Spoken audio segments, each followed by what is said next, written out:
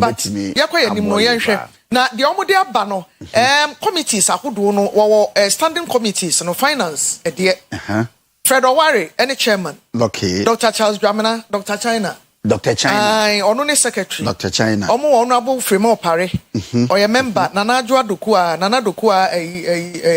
Beauty Queen the Beauty Queen Nana Dokua ewo ho afi William Opon Bio so me Opon Bio that's right ye na yera kan Japan you know the campaign manager no e na Irene Atoshi ado enso ka ho honorable abro say asare e ambassador Edward Boatin Joseph Ampoma Bosompem Adle de Hwin e na Al Hassan Yakubu Tali ono so ye member finance committee for no omo ede no and electoral affairs omo be hwa battle within national elections nyina positions omo be ko room ho na ye kan ade ni nyina a strong room thank you say ni pen so enie honorable say bonso amu a obi amu a ono ne chairman Evans Nimako eye secretary afi omo edi so nyina ye members Peter Macmenu ono so we gina election Nana B Henry Nanabuachi Samuel Atachia Matthew Poku Prempe Honorable Patrick Yaboama Honorable Kwame Enyimedu Antwi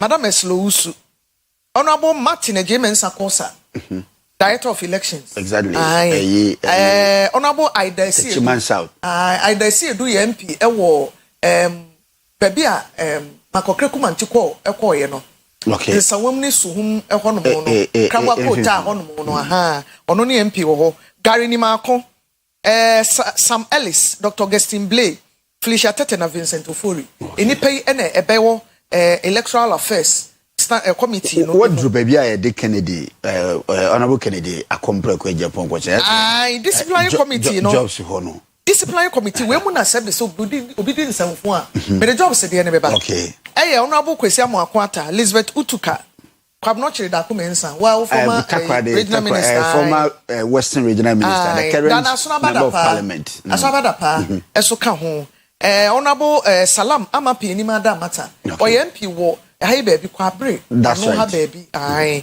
asante mantami mu honorable se prempe wo kai no former Nsuta mama Nsuta kwa makafu Kofi Wanya and engineer Kwesi Abiesi almost ni disciplinary committee nti so obi sabi eko misbehavior empanyimfo yi na ombetenetene say nipa no afei omo policy committee headed by Kojo Oponkroma Kwesi nyame beafi Antoinette Budako secretary abedi achi no eni nipa ni bi but wo hwa yekoye nim nebo ebre ni dos but wo request for baby ayira kan Japan wo na research committee so is headed by Professor Kinsley Nyako that's right and Dr. Neso Usukumi and Antoinette Budako na so ka ho na wo hwa nipa ni bi almost serve committees in more than one they say we can number boys ni bi buafu say ya fe bi mo anhye me bi mo serve me nipa ni bi wo ha o versatile wo ha obetime o research wo sign the nation policy somebody like Ojo Ponkoma or more than one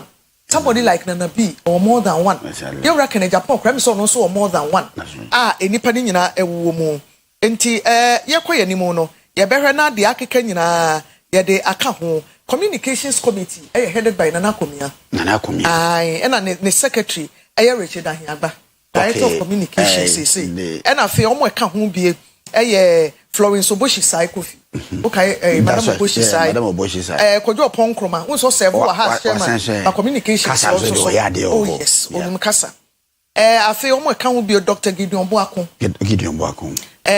Miracles Aboaje obewure mu bi George Anda Nenyi okay Fati Abubakar former deputy information minister obeji information kra deputy and so na Perioku Jeto okay Yawadoma Beafi Kofi Tonto na Haruna Mohammed Kwame Bafo Boni Abronye Pam Bafo Abronye enimpe adena say enimpe nyufo ni bi ka ho na finance and economy so okay and also former finance minister Mohammed Amin okay na Dr. Steve Opata Frank Bano Dr. Frank Bano so ka ho Isa Hussein na Hamida enimpe nyufo ni omo doso na miguso hwe ba confirm what Isa Hussein no Isa Hussein ben ya Isa Hussein no ani Isa Hussein then or a spokesperson for the committee and not just finance and economy Well, Western Regional Communications Director ma NPPD is a fuseni so I don't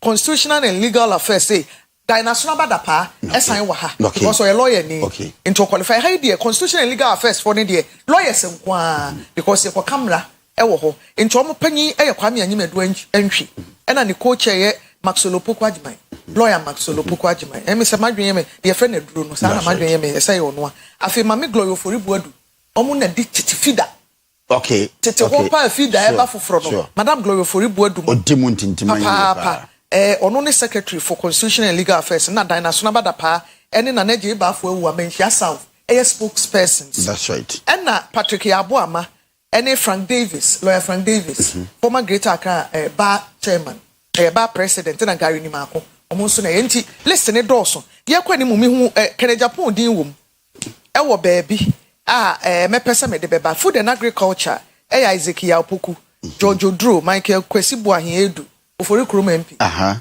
na Jennifer Oforiwa na Dr. Sagri Bambangi ono so eka ho bi na trade ho no na me say education say headed by Dr. Ya Osayeduchum na omo eka ne ho enso so ewo ho said ya na o ka no se ono no na Oye figurehead but ono na okay Ministry of Education say MPP be free power no na education minister nti sanka ya maintain no ha enkomo fo ko boy so ma ana wa head kura ya fa nka but this is I think that we your campaign team right we your campaign team we your committees are almost kwadwendwe no ho draw policy dia enti no nti won say edwuma ne kese pa ba ejina ba we wi there's going to be a campaign team on ba beton sa policy campaign team ni policy na ba wi no exactly enti wa dwen you say be how do we do omo a engineer the Okoboy lead campaign team omo kwa koton NPP health policy I think I mentioned bobo health for so ne nana are you a free okay ono ne the obehead Dr. Anthony Siansare Kampo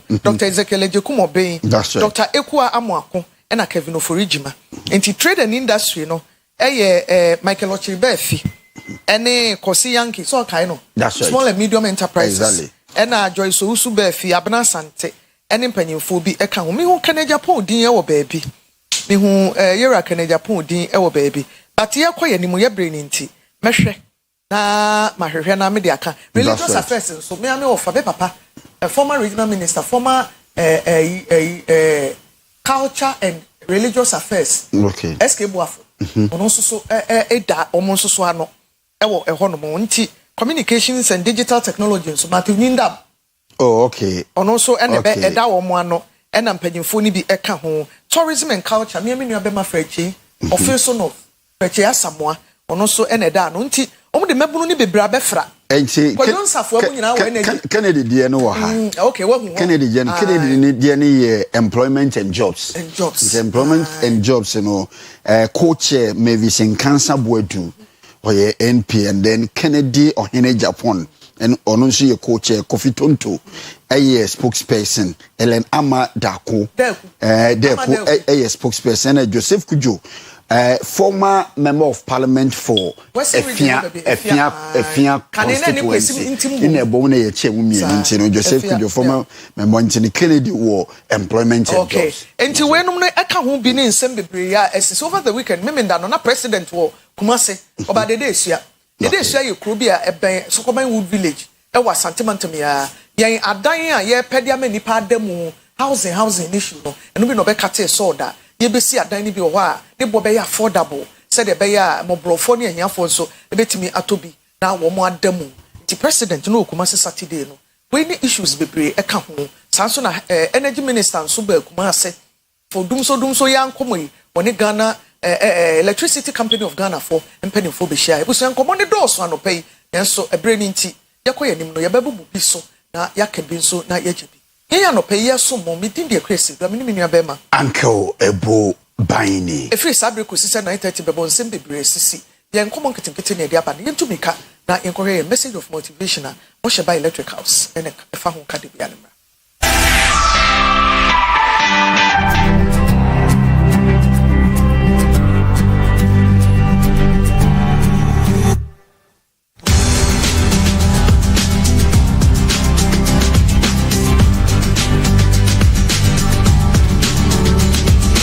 abusuafo ene onipa ye ka ne ho asem ene anopai eye ore bia ye fe no Bill Oakman na papai Bill Oakman oye American hedge fund manager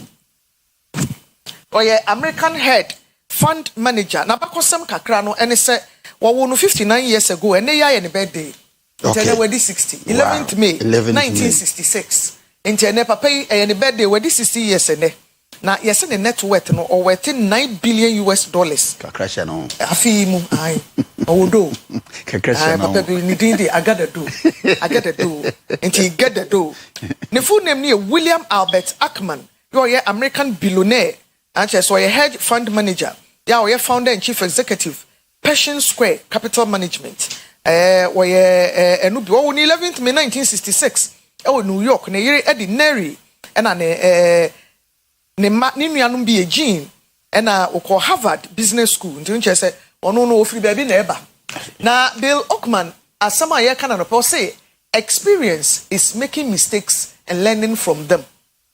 Experience is making mistakes and learning from them. Bill Oakman. Akua no penti no ma yengina we so na ni titia ni se esekua se wonye mistake wa brabo mu da wonye experience. Wonye mistake wa brabo mu da wonye experience. Enti no most of times no do no asuro se wo metu na mo bi no mo aye mistake. But se wo suro se wo be ye mistake in life wonye experience a wo hia wo abrabo no mu na wo de akọ wanim. Enti ni hye ni so se abrabo mu mistakes ehu hie pa enum ene wo se esua enema bi ebetimi abo ye na yetimi akoye nim enti ni se ka so obi wo experience so we dey wo experience pa so woni se na je se nimpa ni mistakes a waye wa abrabo mu no do so ye pa isane se mistakes no ena yesua de ewo misiesie ye ti yemfa ni sa ensuro se wo be mistake isane se enum na wo be sua de nya experience a wo ye ho abrabo mu no na je se once again no once again usura wuni ne ba wa ha usura wuni ne ba wa ha enti abusuafo mfumso na ye de krakra na ye de ahwe yanim wo ye bibi na uso be mfumso a wanhwe a nko wanim enti wo ye ne mfumso ne ba eno ma ne mu abam na mum koso a ne koso na yire wo ho na etoto ne ma ye hu se mfumso na me ye ne fitiase me repeat ba boy ebinu mu adwen no ma yiti bonkoso a se mfumso ye no relationship betwa mu no ai gu ye no okona ni na obasan ya funso corona we sa na wonye smart ne mum de osue bibi fi ne mfunso mu na wo de krakra no ono no be prom bible kraka se wo a wo kata wo na to ana wo bone so no wonye prom ne mum wo bie so na wo ka wo bone ne se de bible kana wo de be chew na kwakọ wani menti siesie wa kwan na fa ne o manyina tutu ye bra we ya da so de bra na ne ye bokọ ye ni mu no mfunso ne beba e ka nipa ho we ho hwe enye yi mfunso ne ba krakra no na efa kwa wenim ye de besi ho na yakoye ni mo ye nkonkohwe ye weather no the next 24 hours emra nei na no enso ne to papa biema do fom ne firi ne enso kosi e kina no panso the next 24 hours no ye metu agency bi ama ye nkonkohwe mra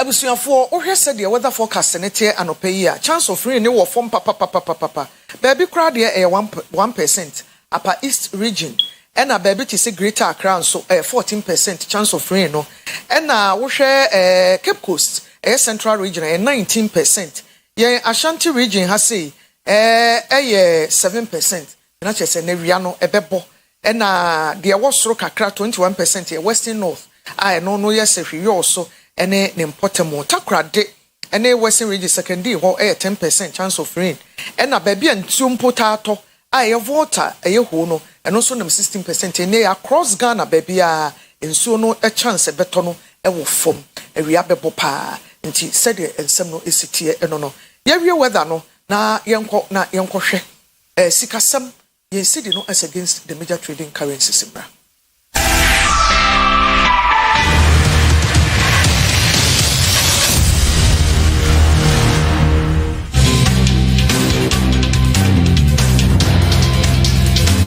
And Bank of Ghana figures are almost sumoye Ghana yesidine other major trade currency no dollar no trade between 11 cedis 26 pesos and after 11 cedis 28 pesos. Pound sterling no trade between 15 cedis 35 pesos and after 15 cedis 37 pesos. Euro no trade between 13 cedis 27 pesos and after 13 cedis 28 pesos. Canadian dollar no 8 cedis 23 pesos and after 8 cedis 24 pesos. Na Chinese RMB no 1 cedi 65 pesos and after 1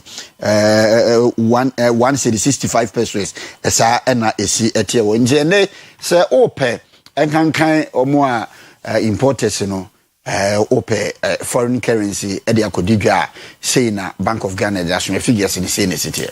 Okay, Yahoo Bank of Ghana sika no ene hu nsensem ye wi a ye kwako pramaso na ye dispose news aba eno Arsenal fans na sede wo mu ni pa yes we some relegation asemo eno na ye crucial match pa wo maintain 5 points lead no e wo league table ni so nti na yes wo mu lead kura ba 13 points so say but for now they wo mu lead ya tete ade kapre ne sempo kapre ne City sanso wa standing match bi wo ho nti wo mu bo wi ana ya he wo mu wi na chi so Barca ne Real so e boy El Clasico no papa enti ebusuafo we ni other issues sports there fa Ghana ne nkofo aman so de no yabo ni nyina no e de besuma no pay ntwa ye ho ne nkomra ekoba up next sports.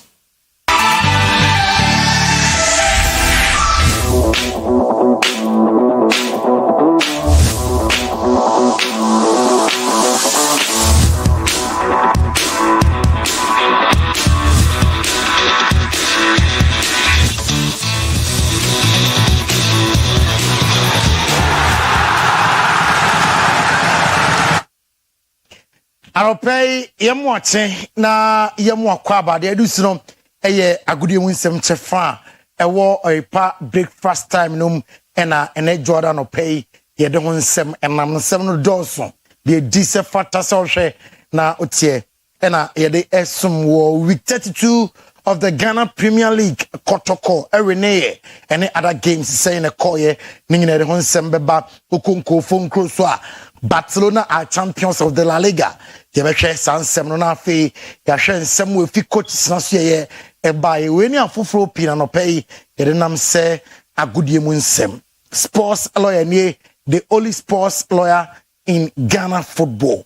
Yes, say FI Ghana Premier League match day 32 of the Ghana Premier League say na ekoye na uhwemu a ekoye mabi ankoye amfa amabi Accra so folk womane doma Aduana Stars obi amfa ball anto ne yenkwatena. It was 0-0 Asante Kotoko ewo Baba Yara Sports Stadium eshem 11 Wonders entimi antibi Baseke Holy Stars etifie ema mediema ekoshen ekaba kwa womo entimi anti Brekum Chelsea eti Dreams FC eofie eshen ekaba kon ewo Golden City Park Dreams FC entimi anti Heart of Lions Eshemiensa Samates entimi anti Bisuedro All Blacks eni Bechem ebo 1-1 Vision FC eti Karela Eshemiensa Karela United entimi anti Young Apostles Eshebaku Nations FC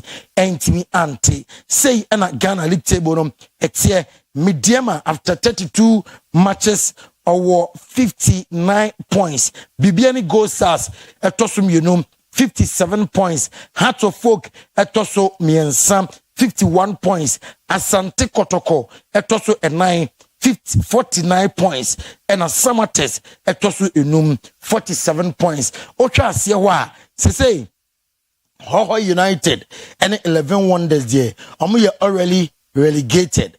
Nations FC, Vision FC, All Blacks, Heart of Lions, Omu United Keka, Edu Mienum, Young Apostles 42 points. Heart of Lions Tosu Du Miensam with 42 points. Sergio All Blacks Tosu Edu 9 with 42 points. Vision FC Tosu Edu Num with 41 points. Nations Tosu Dunsiam with 41. Intiadianom and White in the Papa. Now, the best highlights of the notable games are Etoja over the weekend.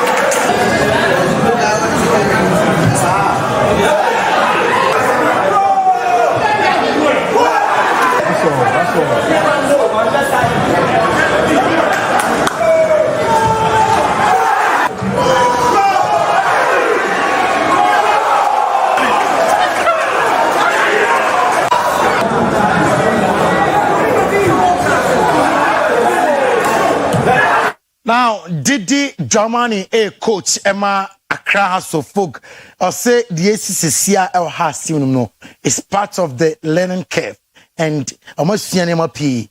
Eddie Efim Uriye and Okochoba Aristika coach Emma Doma Ediana Stars and also Eddie Tujas and Ukraine.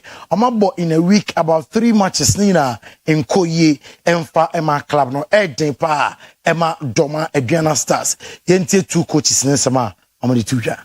That is part of the sporting event where you have challenges, where you have strengths, and then where you have learning curves. And I believe that this is part of the learning parts, and then we deal with the challenges. He's good about is not lose the game. He trust again from a good result. He's go back from 1 point about his only 1 point, but need points from staying in the top 4. He's fighting. Have another two game, and he tried the best from finishing the top 4. Congratulations from some player about his coming here and trust is possible have the. Yeah, a breakfast post na si. She said, Akua Uncle Ebo. Elia Ketos.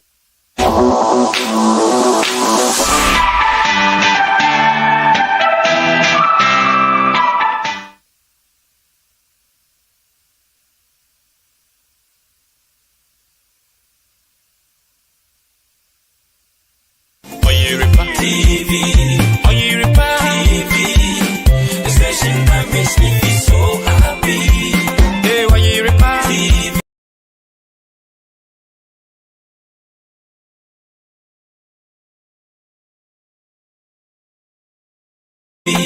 Oyerepa TV, the number one.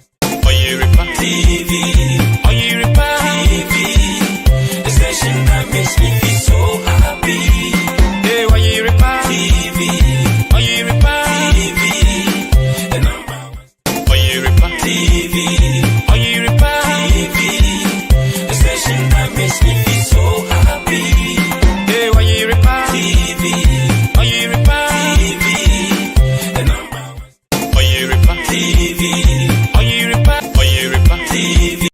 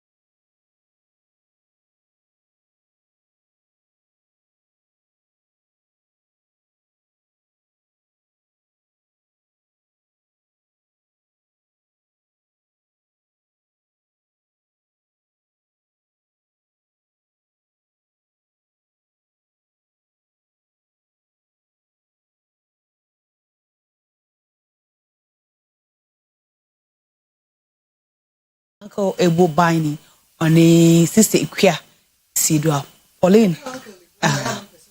White so. Uncle Ebo White. Aye. Playwright no. Aye. Nti on it Akua Pauline. Pauline ti dwemu ha. Pauline Mamwache. Any Alexander. Uncle Alex. We are she is a Russian uncle Alexander. Alexander. Bega crank when I'm phantom. I say to you, Muskama. I say, Oscar can I pay a count? Say, best of David in Adina. To Nina is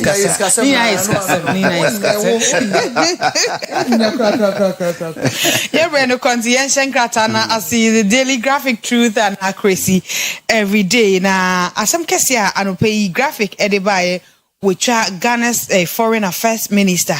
Infoni ewa ha onimyam for Samuel Okudjeto Ablakwa ewa ha no say xenophobia threatens African trade unity foreign minister and edisa semwe atu ejana oba mensa anasa oba strahan so make Ghana our gateway to Africa. Governor tells global investor community in Chiremu page 13 kratai emu ene ano pay na nation so no say the Mirror celebrates mothers at Lavadi Beach Hotel and so na Mothers Day watch say Mirror the workata no and so was celebrating a mapa na say mothers and so nchemu pay 13 afei the krokromo daily graphic mo not condemns assault on 3 teachers by soldiers na ochimu nasa na ochiwi ye na arewosem ebeto dwa say asrafo akobrim teacher for bi pa na watch say Ghana National Association of Teachers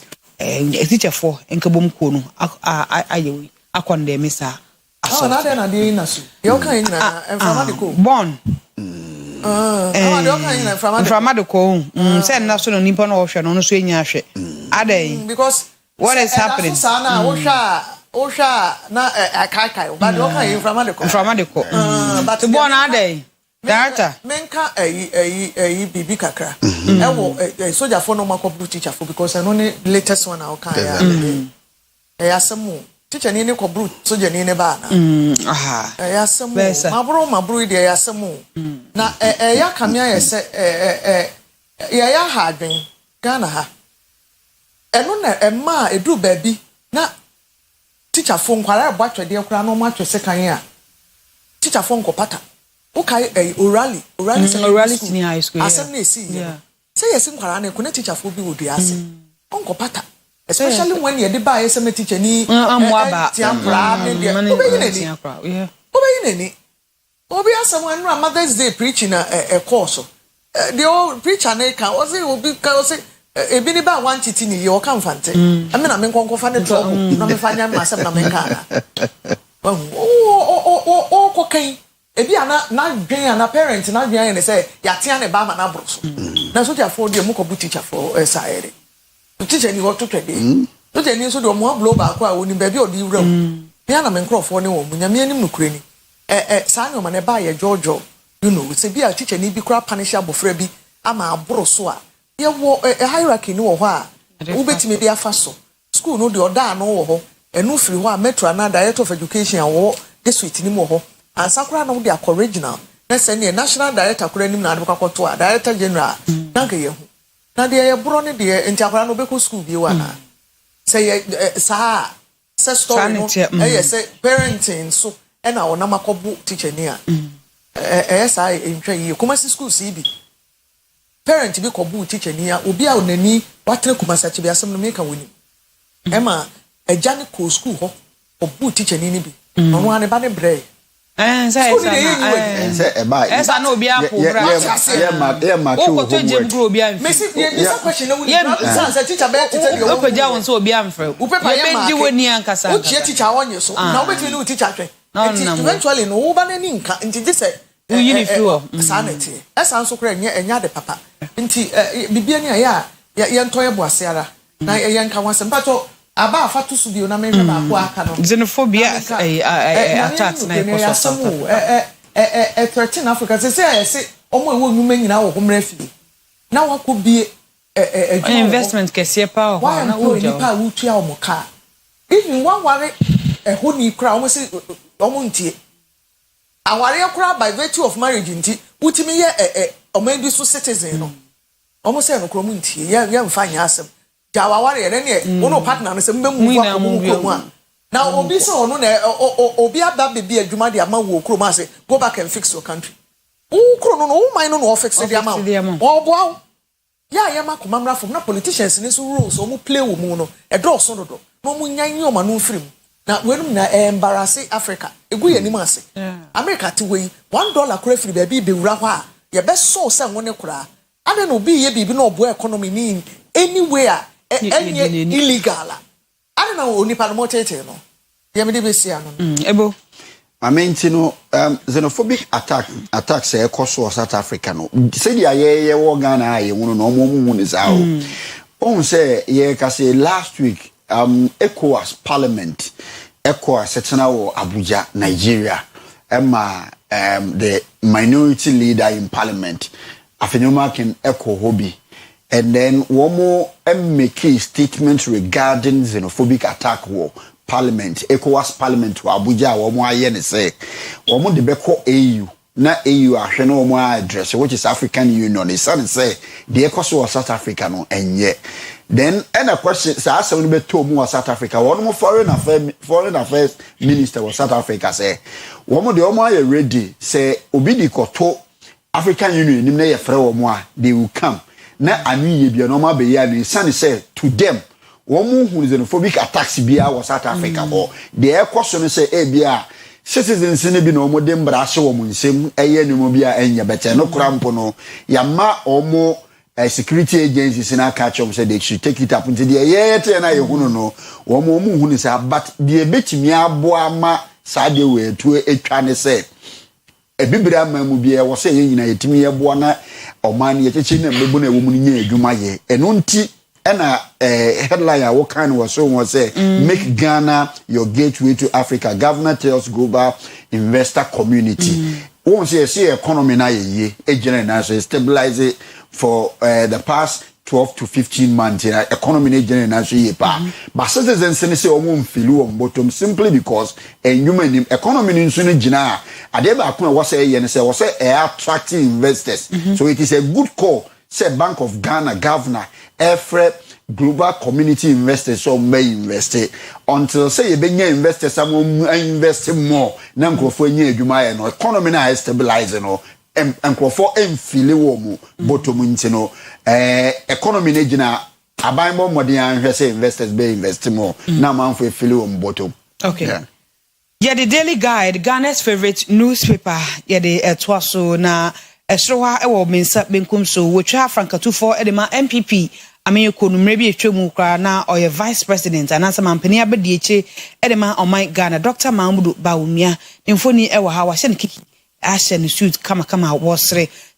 A think tanks commend MPP's policy committee eno ewo kratai enim think tanks commend MPP's policy committees eno nchumu ewo kratai emu a wunya page 6 ewo home na women stripped naked in military brutalities ayaro hosempa ebasa asrafo esibam enimpa ebro ma wobuna pa no ho ma sebi na connection ni na eda abonten eno ewo kratai emu ena anope ye aro hosem na fei bana headline guide edeba anope mrebe etwemu na se be se bosome miensa ni ye bebo amane wa ha se hit go face omo ano mo ye adwuma ho amokofie omo so musika bi ekemu a omo ye hu demonstration enne assembly aba amamu hit go fail settles $22 million workers entitlement inti eno assembly aba ede ama omo ho RNA kill divorce case feeder petition speaker over spousal right bill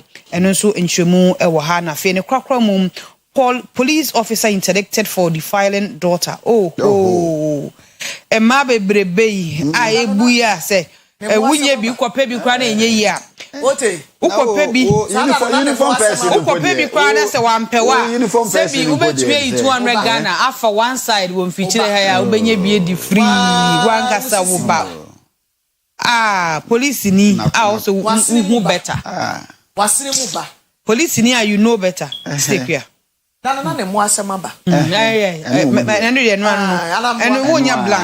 just blunt like that and no you don't in some bisa you don't mince words krama yen fa ne ba aponche mfa ne ba odwan yen fa ne ba nimpa de seni a wo ni nyansa o kwade o ko beyond the mo asem na no mo asem agene ni ye agene one good news so ne say Voxy driver na no nam huhu na ya jeli no asan ya jeli ama na san fa ya fine na ka ho to ko ba bo so me nsa okoda ne ne oma ho nti mo Voxy for na mo adwen ya mo sese obi se ma ye mfa car ne MB because nipa na etwi car no adwen wo tirimira no na transfer the way you drive enti mo amudi hu traffic e bakura na mo face me cheche mo akoma mo no we wakotwirim enti mo so mo de ma mo fa nyanya nsesua kakara ka wo no ya chewa sese mobile phone ti ba bia wo na bia ene wo da oba se ba wo num kura de be china da social media enti wo na ma no wa steady ampa we say ya chow just say bibia obeyia na ye chow wetu ani ho ya na mi na camera da yeso na da social media enti ye be chow ena Dr. Bawumianso ene MPP asem no eno ne ba ya na ye ready wa ha ya brand ni hu committees no ade ba ko mehu a me hu ni say omo appeal game you know good idea in their cap and omo de maburu no bebra fra and penyimfo na I could count just about 5 people me am papa escape afo me company for na me ka omo atena ban ni mu every ex president for time escape afo ewom nana komia wom Peter McMahon wom Mr. Fred Owari wom and a few of them omo in cooperative maburu ni bebre e de aka ho emeburu no nsumu suba ya mokoda na die na kire se me ma me osu suba ya mo ankohwepo wo be hwepo ana wo hwepo na e musuba no se de empanyifo reposi arehemudi amamo a omudi adwuma na hyemo nsa no monkoye na monyi na enya akono emfama se ye be keep mabunu ewo yimu zan se empanyifo na bre wo ma ye bi do betimi aya na omo ye no nti omo nkojo ma home na foforo nsumesum na afi de wo no na soja ni ne de na omo abo ma na pa omo no na me nim no kure ni oba ma wo bo oba wo pa ne ho me ame ka me se me gira me civilian soldier nti omo asamba ya na me tiatia break e de ka whether onipa ni di full so ye den you enye dru sa ye ho na ye den a ko ye se wo no yere ya de emfa wo se oba ne ye den udi ka bonasum wadi fo wo tena wo nsa wo yere so a odi watemo so ye den yu ye beka wo be ma na nimansa na ye beka wo ba ne so de wo ye no oba de wo bu na wo ne ho na wo akoda wo yere nchen obu na ro na dross na connection ni nyina ye se da so jese wo humiliate na to the extent say bro no kro ne kure bi a so no te a wo ntimi ntena so bi mdi so otu wona mana nkwa ate what you say onya wona da ko so ri ye ni bo wa yi na gbe ni obetumi aka che soja for bro soja for be bo ko be bro so kan wa kan che okro be kan wo so da na ate soja for bro so ye hu ana humiliation Charlie na wo bi yere dross na akoda wo de e be si wa mama say soja for ni police de ni na na maka but police de na ye me kakra wa wo ba pa de and a uniform person so dear. Obi a wo say say ka say police from body mo de a man for na ka de me de nim de say map em wo de o fetch you na police ni na wo ba de no mo na pe man mo man na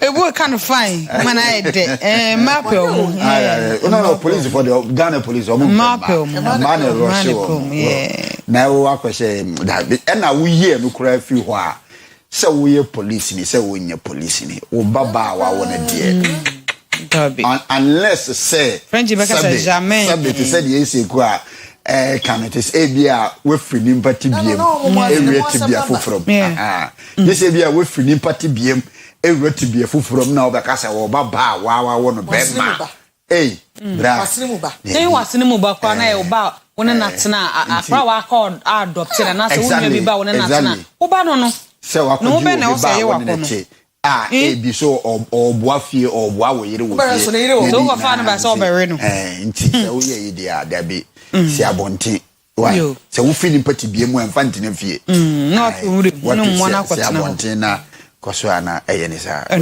fancy ya interdict no te mu nsame baba ye beti me fa happy birthday Emma Ajay Francisca me name Francisca Ajay happy birthday to you we ejuma ewo Wasek Beauty Salon Patase Mango Down te happy birthday to you me name say we ejuma ho sa so wankasa na we madam ne dia nti Francisca Ajay happy birthday to you Wasek Beauty Salon Patase Mango Down eho na wo ne me ankasa so me kwa master birthday me friend kwa master also on pekra na say on pe music director also kwa master no wo friend kwa why say kwa petitini as pepper penibi so on pe director ne friend so director so kwa master na me friend no we so already nya botre ne so your kwa master and you kwa master and happy birthday to you Edward Bembi Yanka happy birthday to you Edward Bembi Yanka music director Ebenezer Methodist Church Ejuso before kwa master ompe to the music director mama famo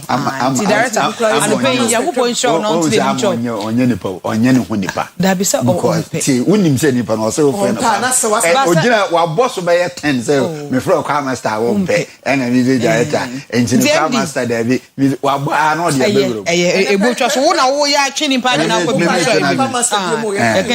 anti MD be Bembi Yanka happy birthday to you edi yankopon show edwuma na eden pa ya so eden na so yankopon ma ho abotre na tumi fatete na yenso so yento nwom ema nyanyame edwuma ema asori nti yankopon show na onto the moon show ejina we so na edi esiste kwa wo birthday there be mini birthday Facebook birthday and happy birthday Facebook for ni Instagram ni YouTube esne ni na socials so we o dey birthday na ye wa woda no Nyamisha papa.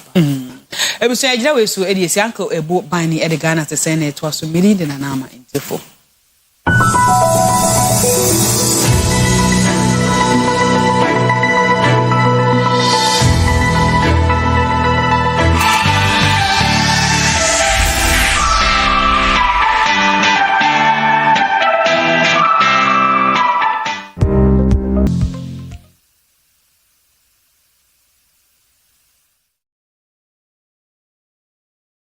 Akua babiem Oyerepa Breakfast Time jumedie na wo hwe de yedi so ye Ghana te say sidi ebebo a oman Ghana babia ye national cake ni ye che obi abenya ne de ewo mpuntu afemu edu segment we so na ye de twen adwengina so bare ne by kind courtesy Bosheba electrical gadgets no home appliances nyina no efie eno yeah Ghana Standard Authority and of Energy Commission aje omo atuma ne nyoma boofo ye pa the solar and a rechargeable fan so dey aba wo the capital city of Ashanti region Kumasi no nkrabata no eyemiensa edum PZ KGT market dedicani ni di enhwe ewo ho afi Bosheba building ye ben prisons around about ewo eduma here na afi antiata kufo abrosan dynamo we eduma here no nso no wonsa ebe kanyen mo amope electrical gadgets etu aton no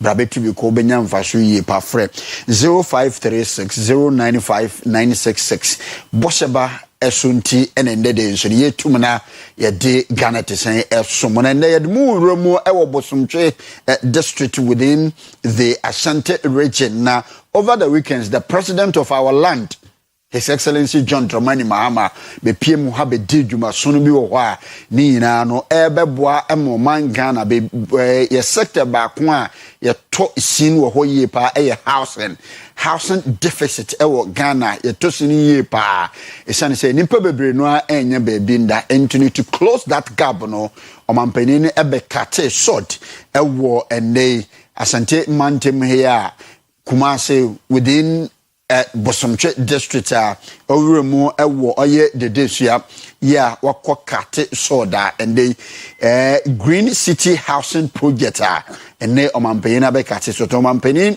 enemu wono na asede ye nemu nie ya oman Ghana nimpa bebre no enya bebi nda and ade ba ko ebebo no say ye besisi high rising buildings adan akese atintin ampanifo and aso timemufo benye bebi ade yie pa omampani ne ebepiem ho obe kate soda ni na no ode ebebo omampani ne kasa abu no wo kire mu se enne ye hwese wo abefo kwan so se dia dan na musa se muso a ni nyina no obi benye bebi ada na ohyefi a bebi obetimi aye wo mu ntinde ewo abefo kwan so na betimi aye saa dwumadie no course no mampe na probo ko ye nyina ye ne okakate so de no yamani boni Godfred enin edi echire yemkwohwe se dia no masi course o Ghana Mapani John Dramani Mama name Eddie Atoma Muni name say na bana ya ta say dan how no me pe me sibrama na e dan po from this road the day so was atman terminal no secure the 20 cities maybe when you have a $6 nibi. Your Royal Majesty Otufo said to the second, I pay my profound respects to you. The Ashanti Kingdom remains the enduring heart of Ghana's cultural heritage, defined by resilience, wisdom, and a deep commitment to progress. The decision to site this project here is both symbolic and fitting, and we're very grateful for your generosity in making this land available. It is yet another demonstration of your unwavering dedication to your people's welfare and advancement. Ghana's housing challenge has become more pronounced and demands clarity of purpose and decisive action to resolve. Our national housing deficit is now estimated at over 1.5 million units. This reflects years of failing supply short of demand. Rising land values, escalating construction costs, and limited access to long-term financing have placed ownership beyond the reach of many Ghanaians. The result is clear.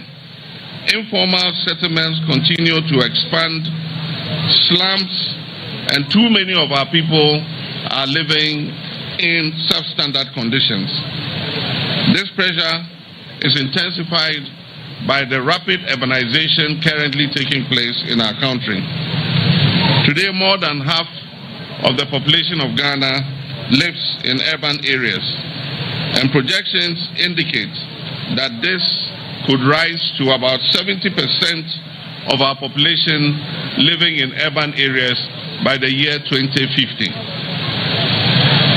Cities such as Accra, Kumasi, and Takoradi will continue to grow rapidly and will be swamped by the migration from other parts of the country.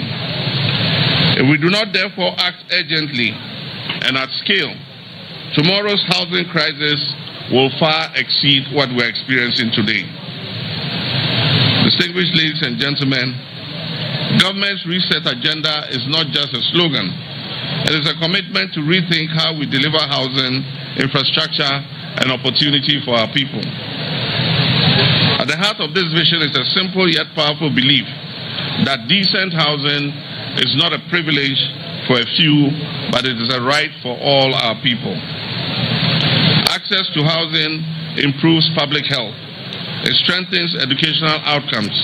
It boosts productivity and stabilizes communities. A nation that is seeking development must house its people with dignity.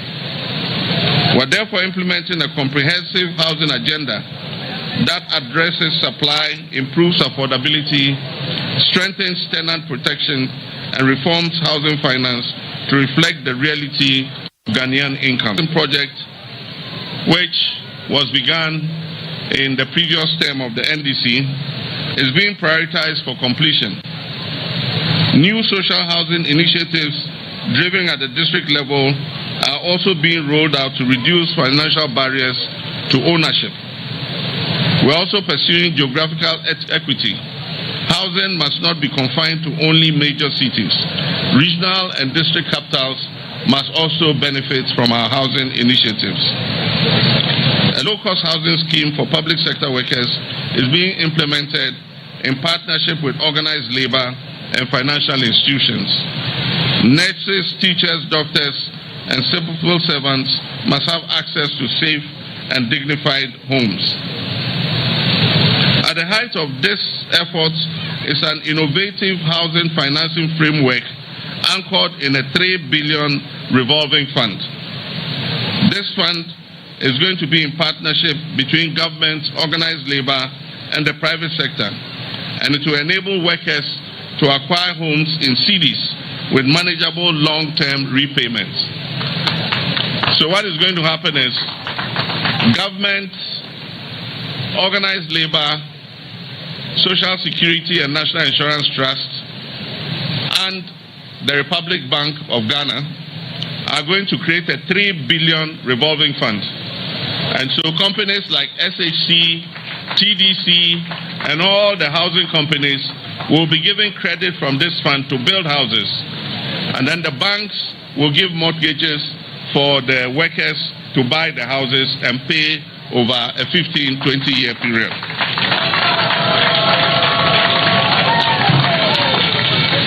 And let me also announce that these houses are going to be indexed in cedis, not dollars. The houses will be indexed in cedis. And so if you take a mortgage on the house, the mortgage will be in cedis and not in dollars. This will solve the problem where when the cedi was under a lot of pressure, it led to increasing mortgages.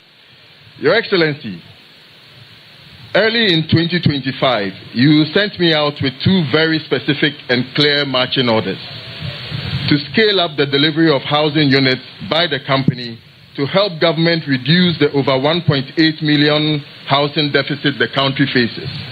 And secondly, to explore innovation, technology, and collaboration with the private sector to reduce both the cost of construction of the housing units and also the financing cost to home ownership.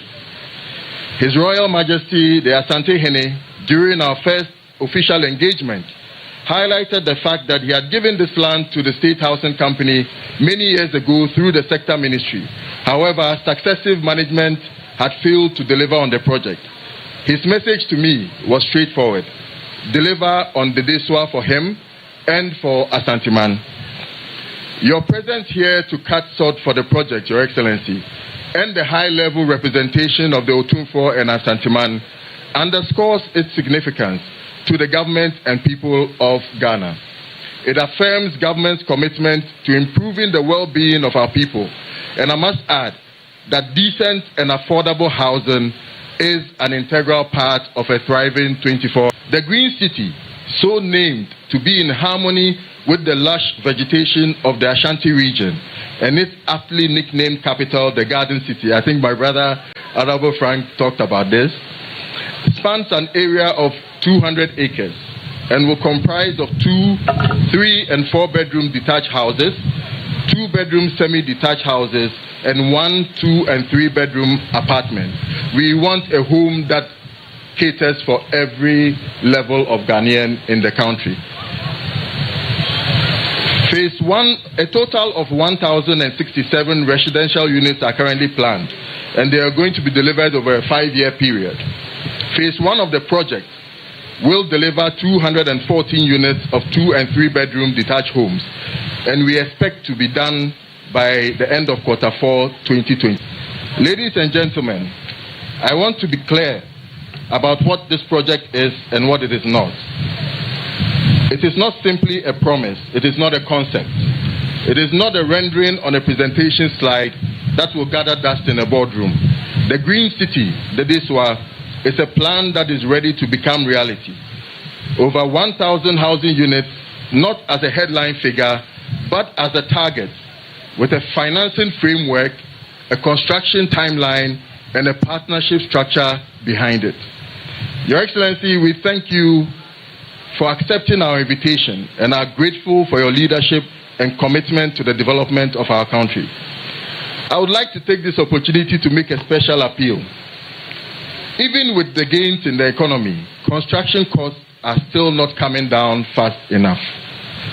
In order that we keep the prices of the properties in this development as affordable as possible, I ask humbly, Your Excellency, that you consider making a small donation from the big push to cover the cost of the horizontal infrastructure for this project.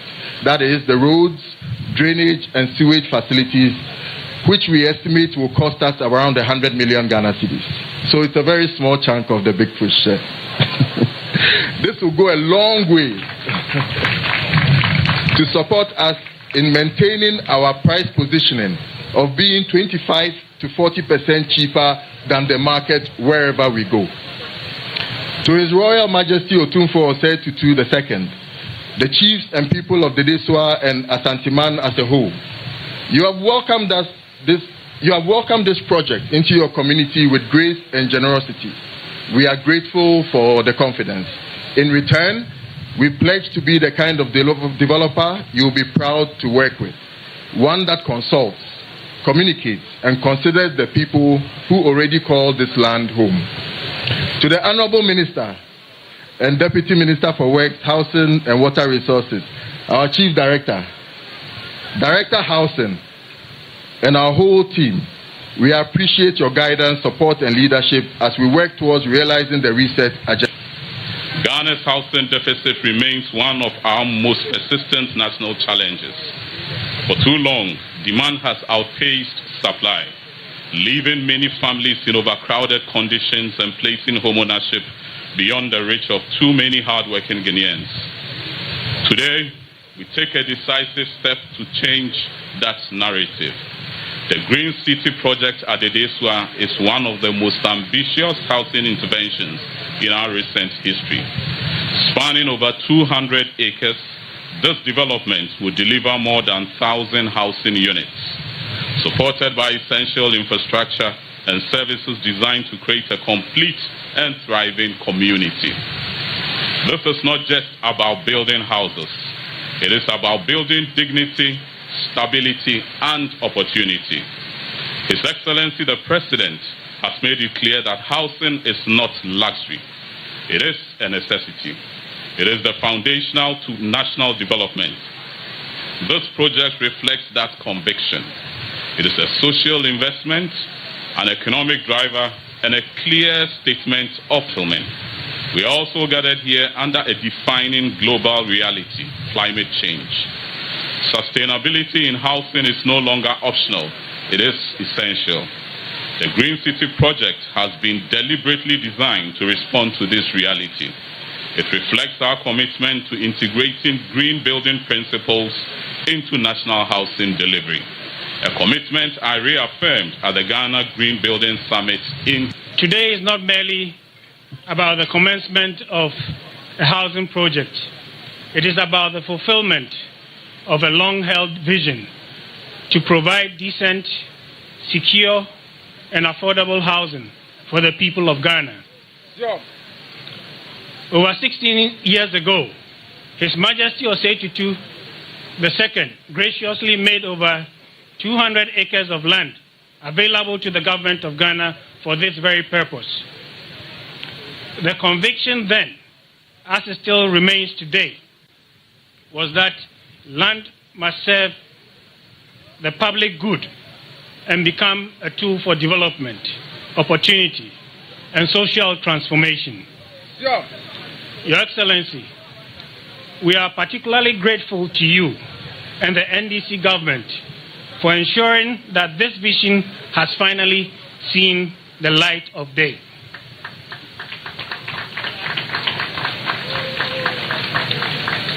Many projects begin with good intentions but fail to materialize.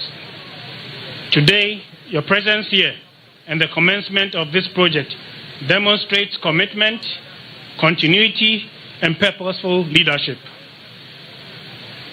For this, the Asanteman and indeed Ghanaians are deeply appreciative. Yeah. Ladies and gentlemen, housing remains one of Ghana's greatest development challenges. The shortage of affordable housing homes affects not only shelter, but also dignity, productivity, and family stability and public health. One major obstacle to housing delivery has always been land acquisition, as well as the litigation that comes with it sometimes. This is why partnerships between traditional authorities and government are so important. When we work together. Enchino Dedesia war Bosomtwe district in the Ashanti region. And over the weekend, the President, His Excellency John Dramani Mahama, and the Obekate Soda housing deficit in Ghana in an attempt to close that gap. Yes, Green City Housing Project. Yeah, na koso was antimantim here. Yeah, the Ghana to say is the Uncle Ebo Obaini. Yes, so now OBT atwaso amamu with health and lifestyle.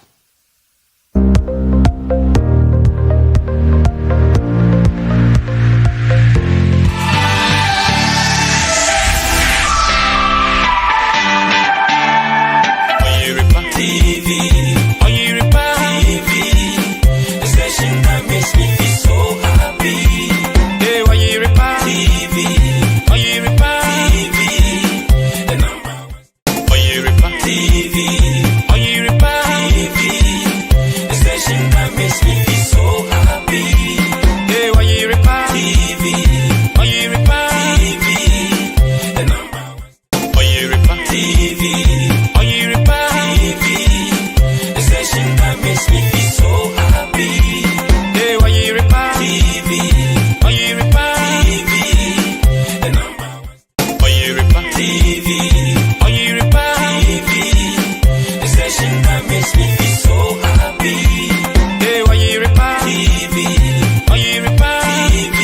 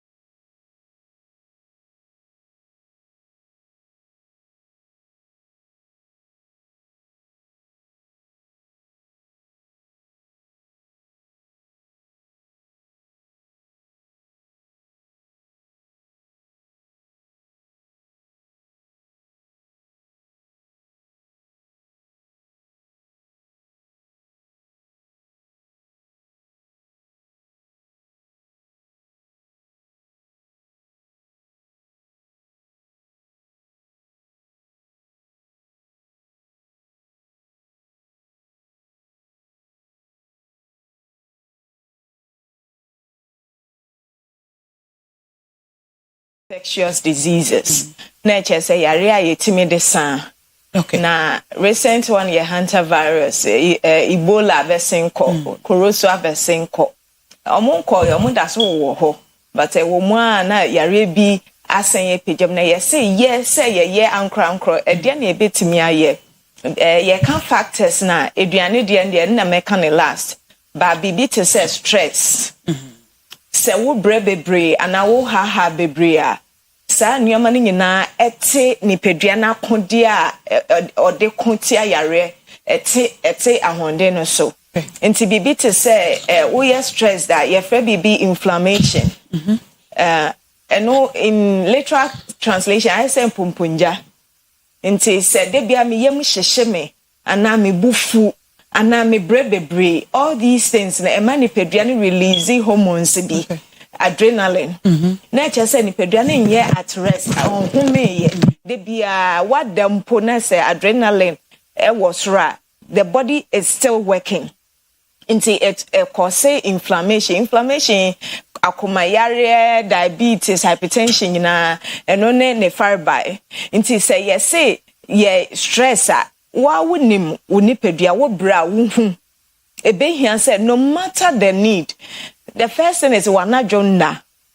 Se adia se wo ye na anadwo no e adia wo betimi atwentwen so na ye mfansa homachen wo sori a wo betimi ato aso a nka before 11 o'clock there se woda. Because critical time between 11 and 2. Na yenim se nipadua ne hia between ebimuka 5 to 8 hours but between 7 and 9 hours there hia sa wo beda. Na no wa mani pedua na akwanyama ono a reset because na nyame se ne obo ya ni pedua ete se wo laptop na wo phone na wo reset wa ma ni pedua no ahondin bia se with time ennuama bi sisi a emo ni pedua na wo koda o reset o siesie wo nti wo de tipae na wo de koda ya wo be sori na tipae no ko se na wo honam ya wo ya obesore na honam ya ne ko e de na siye nsiesie bc wo wonan mu nti na your first thing in terms of immune system. The other thing ye nsuo nom ye mu bebre ye twema nsu komedi ansan ya nom nsuo na nsuo ye se am say 500 ml e hia say ya nom kra nsia de bia 6 ye de translate it to sachet water 6. And when I say ye num every day, especially say see weather ni be ye hot pa ne asan ya ye nyu anajo but during the day no so far as ye hot and ye ni pedua ye we die no small it will be wo ma nsuo efim nti wan num nsuo ne bi fim wo hwa wo ye dehydrated wo moja ni mpo ye thicker than wo num nsuo na wo ye well hydrated na che say ni pedua no adwuma esa so ye no emoje emuepi ne nia eye ne normal consistency ne work very differently nsuo nom in terms of prevention of dehydration no very important in terms of immune system. Then yaba yeduane koroba ye no na man bebre omo say omo usuma Africa say Africa benya ye pa because omo share infectious diseases we yakwam na omo share senia ye health system ente say omo de na omo nim say ye bewu bebre banyame adom ye wu bebre adentia obi beka say ye genetic predisposition ebo aye ba ye mu bebre ye nim say ye didie no so koroba ye mu bebre ye jai sa fry nyoma no na ye di typical local foods bi ni say ya bom ni apesie wap anyado wetwini green ke wo de ngo kakra ego so eno ko nsuso nyina ewo kosua bi no bi da so bebre wom sa to sudie ya ye de twi abomu antioxidant eno ye niane a ye de ma immune system no omo etimi akoetia how bia eba nipadua no mu nti se wo di wo local meals local meals ya kan pese a abetie ye local meal but last many pese ye hia ye ka se abetie enku yem kro So mukasa uwa ya kana se mo na otiti nkuyem kro because wo hwe heat e woni pedua nu na wo de toto abetia de na heat nti na ye dia nya no ntia but eno so won mfa so a de mani pedua na say ye di twemu a eboa local meals bebre wo ma eboa enra mete Gambia eduane bi ye rice water ya omo crash rice no na omo crash nkatemu no e afra no mo dia rice water. Okay, mfante foso ye we aduane bi sa ye fa no ai abrayo eno so ye mo na ye de nkate na ye nya nkate mo no nkate ayache na wa crash na wo de afra na we twi e de pa kama instead of say ye call fried nyoma ne fast nyoma me mbo aduane bia but emo na de na adolso pizzas ne sa fries na de na adolso so wa mamuno wow shawarma say every joint every street bia omutombi because nkrofoto eyede because baby astrade na nchini wo bia eyede but wo sha sa nyoma na eku your immune system no especially ya yeta edino that could be andra Mother's Day minim say bi mo atwa o manum but say Mother's Day atwa mu a won nanka no wo didi sen Sanyama wuyi fimu a enchini bebre sradie ne angwa na ade no eni nyina ebeboa ma wate hawa de se immune system yamfa say omododo te say a na wo de say aduane ne te omododo no ba baby a line kokko iwo ya wun say ahonde na aba fom nti bambo bia na wo no so bete in terms of when so in relation to nutrition alcohol. Okay. So person wo immune system ejina ye etia any infectious disease and ayare de san ye ka say alcohol and ensa will effect on all the organs. Inti hantavirus here you say abobobe na wo obi a wota no nsa wo da wa na bechi wo ye jina wa na wo nam nursery ndo ho na bechi wo buru da ho abehwe wo boda bubati woni na hantavirus ayo because alcohol no ono nnuanu duro na wo cry wo mu a ebo nkaka no wonum ya koma ababonten nti ya asese wo junso a bibi te say zinc iron magnesium ni nyina wo junso okay wo junso ni nyina deplete no okay.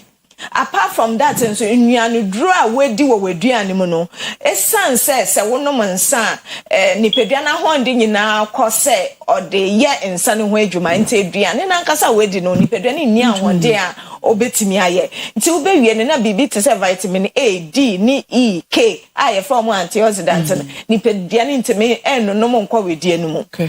Nti se ye hwe immune system na one stress two meka ensuonom then third one nutrition mabobobo enyomesu then the last thing I make hansem exercise. Okay. Exercise no ye mu bebre ye hu se bi mo exercises like omo hato yeah omo hato omo ntia iske ni hu a wo se wo exercise but exercise ye free be positive stress. Positive stress no enya se ma hormones na ma wetumri ka waye we na ma no do so wo na we introduce stress no nti ma wo enam e wo ho no o ma honde ne peja se muscles a friend enam no do so nkwa ma ni pedua na honde ma etimi kuntia yare bebre nti se ya te se yare bi nam kroma ana nam kwema ye de nyame ado obebo ye ho ban but wa ma enyansa so se ya so ye nnuama bi na embo ye ho ban. Okay. As if emsa asam ne kwa no ni na wabo no tofa ade amaye nti nsana part na ehia me munya nsano nom na da ko obebro sada once a hantavirus etwum feature order be sorry na te say wato achew na ya ye nnum nsa ye mbro ye no na ye de nam ho ache say ye ho de ndem ananye sa enu ano nti munya nsano nom na anope me ye fast da ma Kojak farmer akofa pro code eba edwaso a wonya code kata pepun nyina unum bia betumi abo ye papa sanso ana wo Kojak charcoal toothpaste a eno so wo jutru sin na amo mouthwash bi nso ano den pa Kojak mouthwash nso odo huru wenum odo toothpaste ni twihwe wosim na odo mouthwash no huru wenum beti pa ma wenum adaho moabo enkapa fluoride mu ti odo twihwe wosim a ebo pa anope yi fe omo 0531 069945 0531069945 and 0531070020. Ekrasi edro PSC na ekrasi edro and MMD PSC ade emamo na enti ekrasi edro enso ewo edwaso a Kojo Rekon Herbal Enterprise Royal Enterprise na akwakofa ede aba wo mujabro pressure wo koko efifiri weni ase wo to obi bia koko efifiri a ha wo no ekrasi edro betumi eboa infections ahodo nyina etumi etu asesanso and menstrual disorders oba wo feature komu entumi ensisi so bu nsa na wa ya se kawdwe anase bosumwe eba miensa bosumba ko na aba nson chase ensisi so bosumbi wo kwa emakra nyina ekrasi eduro no betumi aboa ekrasi eduro no Rekon Herbal Mixture na ebetumi aboa sanso na male vitality bema wontumi nyina wona so ewo mpemu ema na besre papa yedwedua na behye dansan ase yedwedua no ebehye kenten ase nti bema oye bema oso ogina brane na obo adwuma general well-being so etumi boa sa immune system asema yeken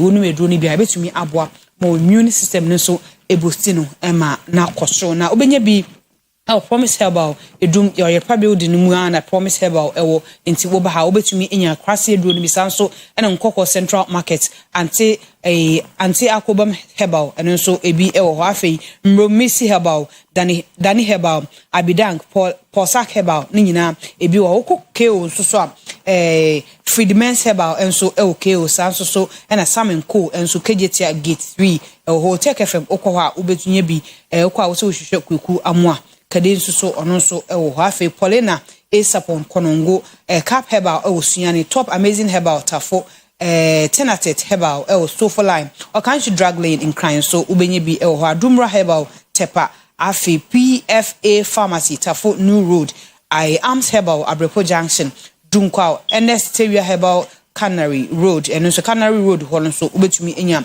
Anastasia Herbal Herbal enso ewo ha oton edro ibi Cecilia Maternity enso okwa obetumi enye bi ewo ho na ofra frefre so anase open duro moto for 0244470067 0244470067 and 0248672271 na kope Rekon Herbal Mixture na entumi embo na no pay mama fa happy birthday and for mami music director ade me fa na kwa master also ompe and music director Edward Bembi Yanka. Happy birthday to you, Edward Bembi Yanka. Oh, your music director ewo Ebenezer Methodist Church ejuso before kwa master ompe wo say Kwame Nkrumah time etete aya cake etwom titile enti na music director and I also edi yankopon show wate ejuma na wafa to ho so no wo young man ejuma edin pa ya so de mekwa meka ho bi berobi o na medwane afa ha be sha tare o ya mema ho abotre na omo hunim dia obetumi ede aye na waye ne yankopon show pa Edward Bembi Yanka. Happy birthday to you. So ananope mamenko Asokore Mampon District Court na memfa happy Mother's Day and for Mrs. Gertrude Kwanchwa or say happy Mother's Day to you Mrs. Gertrude Kwanchwa or say oh Asokore Mampon District Court or your registrar ewo ho sana mekan no what's my mu change the narrative no wenim te pa nti yakasa ma emuna omunim te office koso emanye position omudi tietia omunyonko eso anaso omudi tietia mani mu no we want sa o change narrative no change the picture no yankopon show pa nti happy Mother's Day to you yankopon show na on your case Mrs. Gertrude Kwanchwa or say na born again see me ye denyo Auntie for mema wo a belated happy Mother's Day so I'm now born again say memfa asedama adofo we mu obrefoba sighting or say oda wase papa pem say wo mama obi su ni birthday no okay honorable Richard Kofi Achina also born again say anope oda wase na face Steven can come yaw chief muina oda mo ase em say mo mama mo su ni birthday no mudi ni birthday ni man to say popo ensure mo pa ebusu ayi gina so na yedi stay for minim se wo last words bia opese wo kan na chese we ene nya yedi hu ko me connected to Confanochia 70 say be ma hwefo at ne Oyerepa mu ye pese World Nutrition Day ye celebrate your local foods okay nti ye be cooking competition ni food fair na de or in line with Confanoche at 70 because yes, say Nyamia ye be amaye. Nti ye celebrity pastor no na ye hwe future na da ye nimu a ye betimi aye ho bibi. Okay. Nti tiefo ni ahwefo no so almost standing by for that information. Edru wa yen so ye beba abeboa. Ebusan ye sorry so e wo ha na ye jade aka no e de ama Akua Asiedua o de ba betwa so OBT agenda emu ohyepa oba na aba ni abedwafo no aba betena se bidin edit na nama into for health and lifestyle and I'm the brewa mitinemu edema PC ladi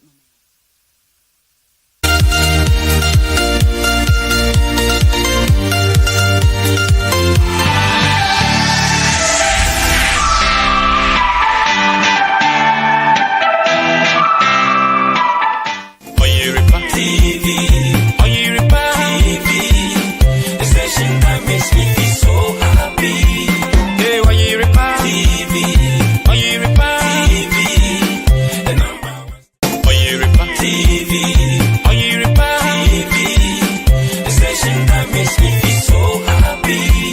Hey, Oyerepa TV, Oyerepa TV, the number one. Oyerepa TV. The station that makes me feel so happy. Hey, Oyerepa.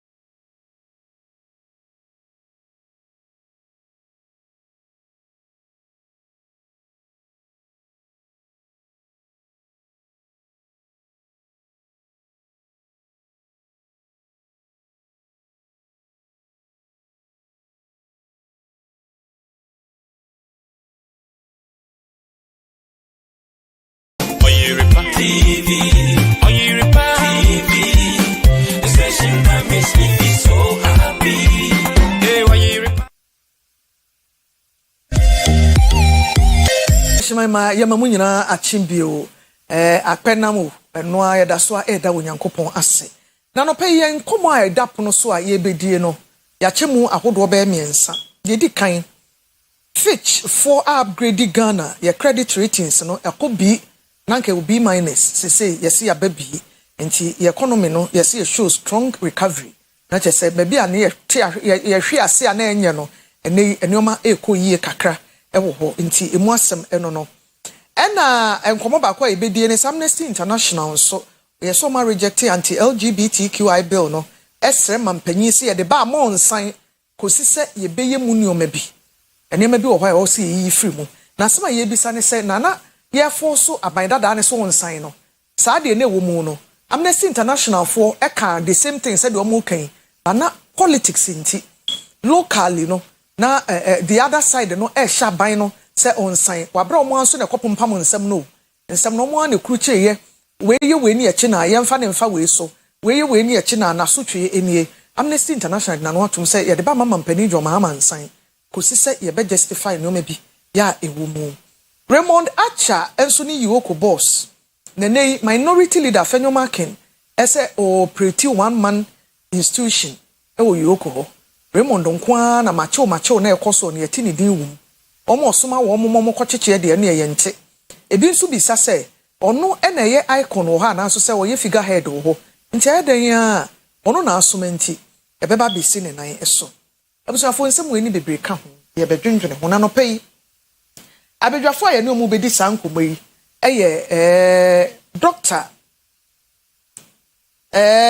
Dr. Prince Obriyebo a ya wo ye chartered economist and a banker ye hwe ni mu se lawyer George Pong a wo ye MPP regional communication team member no sanka regional legal team ne homa MPP ne beba and a Frederick Acha ono so ye NDC ahafo communication team member yanko na yanko di nkomo Fitch nkomo no enam se ye wo doctor wa hana ono na expertise no ejina banking and a face kasem eho nti ye ne bedi nkomo na Fitch for from B- ABCB and the way forward no economy na yesa 3% na ya bedro no enka ba bia ye bi mo kase ne se enka e wosa nyoma eba from kra enso hwe nhya dance sign book so ene ehu se enyoma ekoyi a na doctor mache akwaba midofo mejoso na nyoma te se oba de daroma no ya fa no pen so meda se nra na ye moda stronko nti mo hwe ye ewo fie madam asenso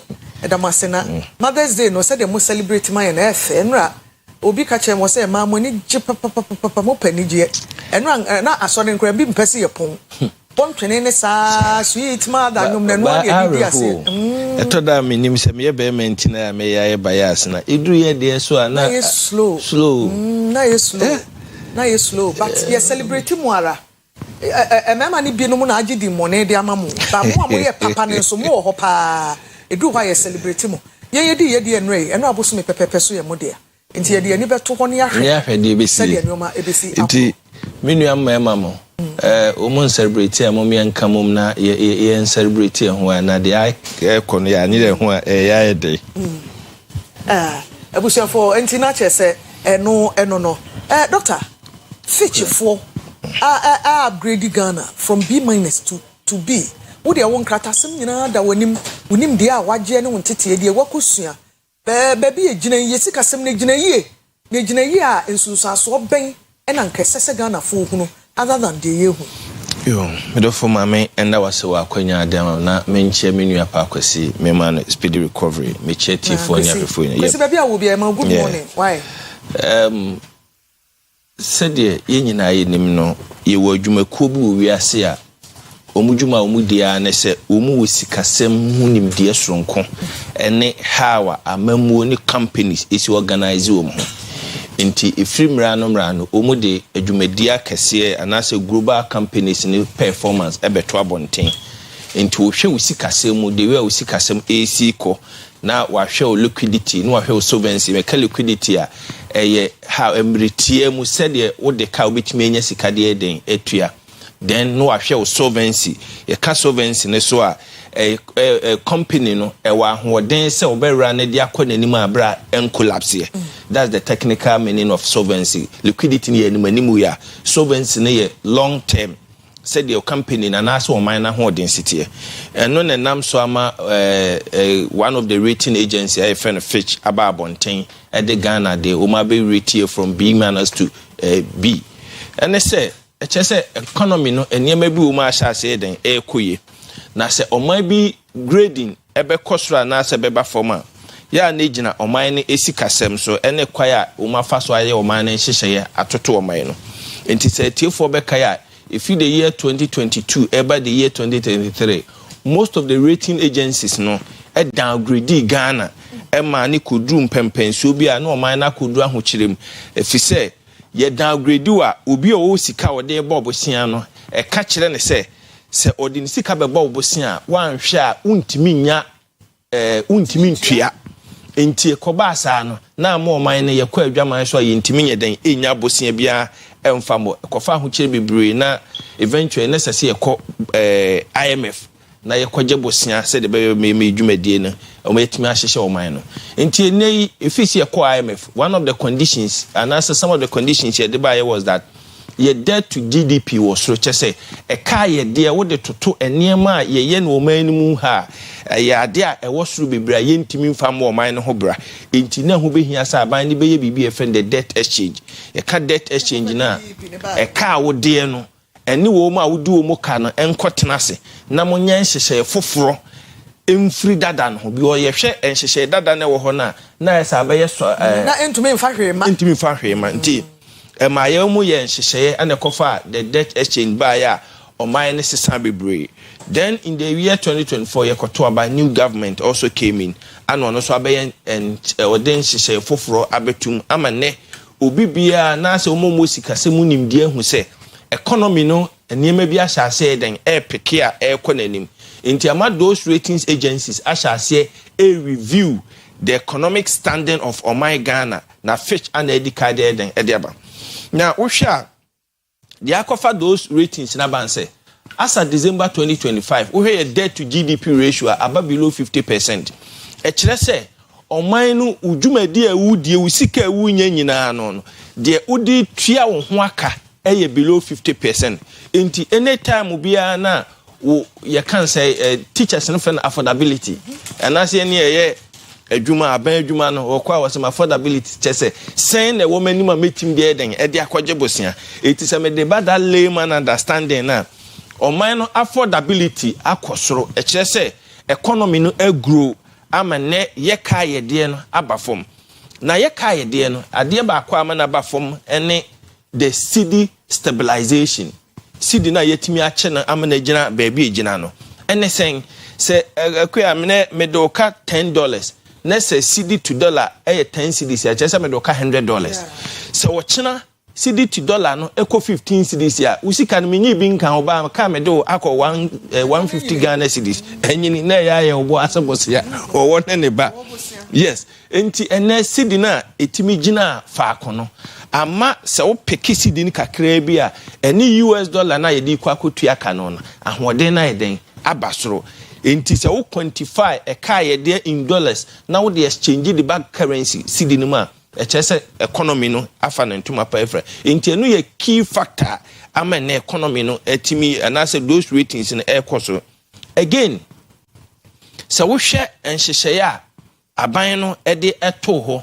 in terms of gold board any the expansion of the economy just Friday ya so ana IMF any Bloomberg World Economic Forum ababontia beka say the total value of Ghana's economy no at 118 billion US dollars and they say Oman no okaniema ye wonyina boma that is gross domestic product dwumadi edi no oman ni nyina okeka boma kwa na ekosoro enti ama sa grading ne ba ye no Odeba Africa hayani the 8th largest economy. Chese Africa about 54 countries no. Opa omaya waye kese pa na yeni etoso nwotwe. Again we are the second in the West Africa apart from Nigeria. Africa there of course South Africa na den edikai. It is a wo hwe say economy ni the way I see expand na ratings BBBA di adanse say enema ekononim no ebema eno nyina aka ho na ma those ratings agencies no asase rating na se sidi no ni nyina the key figure the trick na ban e sidi no akua meti we say wakatua e 3000 na se sidi $2 e 15 cedis ya ye convert ko dollar wo sika woje e ketua bi but because sidi no etimi agina are very stable woje 3000 kwa na convert a na woje more than $200 entine obi betimi akwa abrochire wo ye adwuma o my Ghana no ye tua oka na wo soro kakra bi a wo betimi save even in dollar terms ya ebeboa so saa nemen ana akofa ba ama currency no and that's no rating agencies no my nyina economy. However, ye ka say economy bi grow eno nkyere se bibi ewo mu bi ayeden ayeye enti me link rating agencies need to question and kofo bu se na bonten say ada na yesi we akosoro we akoso na so ahokyere den ewo no kuro wo ne say the growth na empuntuo na pese me katwi nko empuntuo na o man na tuo na say oman na emu baye no ebi wo ma wo maka mo nsa agu mo yam wo kan sa na echesen ene se oman ni nyina sikasem ne aka abom enti se wo ampra anya adwumade ampa odi amfirima oman ne bekọ nanim ba wo betena ba bia wo yeden wote na now ye ka sa growth na ye ka mining sector ka ho ye ka telecommunication ye ka SME ye ka farming ye ka ni nyina enti wo beka bebom no extraction industry no produce more. The amomu produce more. Ne say now you're the gold board aba. Before gold board, so be 4 years ago, Saudi Arabia for be can report to be a gold with free Ghana echo. Now omu records we more than 5 million. But over Ghana recording low. Yeah, recording less than 1 million. Inti abasa all reporting net produce na. As a one that state audience. And then with the introduction of gold board, sa figures ni nyina no, it is near accuracy. Capturing nyina entibana ye kaboma economy ni be expanded. Ba wa team no enye den affect o. Ene a key too. Within our household, ebi mu ye adwuma den ema omu adwuma omu ye no etumpon. Enti adwuma den na omu ye etumpon no, ye company ye adwuma wura. Multiple ade away ye can only sika is into millions ekwa me no de ne fie bi ba se banas ye can omamu ni nyina ade aboma ye can obi ade den ade bom ni divide by 34 million people ne wo ma ni tu behu no na ekosoro enti de make akwesi ama wa wutie me ne se there are several opportunities ye wo ma nim esese uteki se wa anyere wo ho na se wa mo ho so no antimi anya adwumaden am benefitia a balance ye compute to the net worth na ye beka ni nyina habom enti wo betena honom no ne ye beka cho say GDP e wo se osi no entesa even America Canada amaya kase a e wo wiase ye si wo mu economy ni eye no wo beko no benya nkrofo a ohia buburo achi e che se omu pushi wo mu nkoto bracket nim enti in the light of this there are a lot of platform no opportunities here the telecommunication sector the digital era abeye the transformational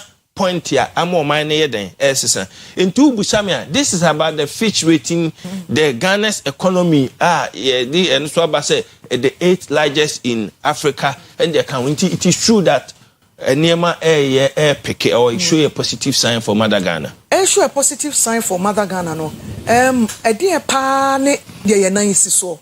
Esan say yakọ west adiemuda. Your west I call you saying see ana minus okay rating agencies will be an end the hour there. Fitch. Omo na ya omo kind C minus. You do C pen. And ye to me aba be do B minus yakọ B. Yes. A dear ye na isi supporting ya. Yabeka ne say economy no ayeyi a when ye betimi de yense so aka say no e na akofa de yeti news ayeti ne say de aba political parties no obia wo de obeka ba the gospel traders that no krom ne say the city stabilization medical chire no mu a major factor na eno has also come with the cost any Bank of Ghana and sense no within the last 2 years enipa bebre adwene ma bibi so Ghana ba oman ni nyame aboa e pa hira ye ekwa oni say the last 2 years insuo nte more than 2 months da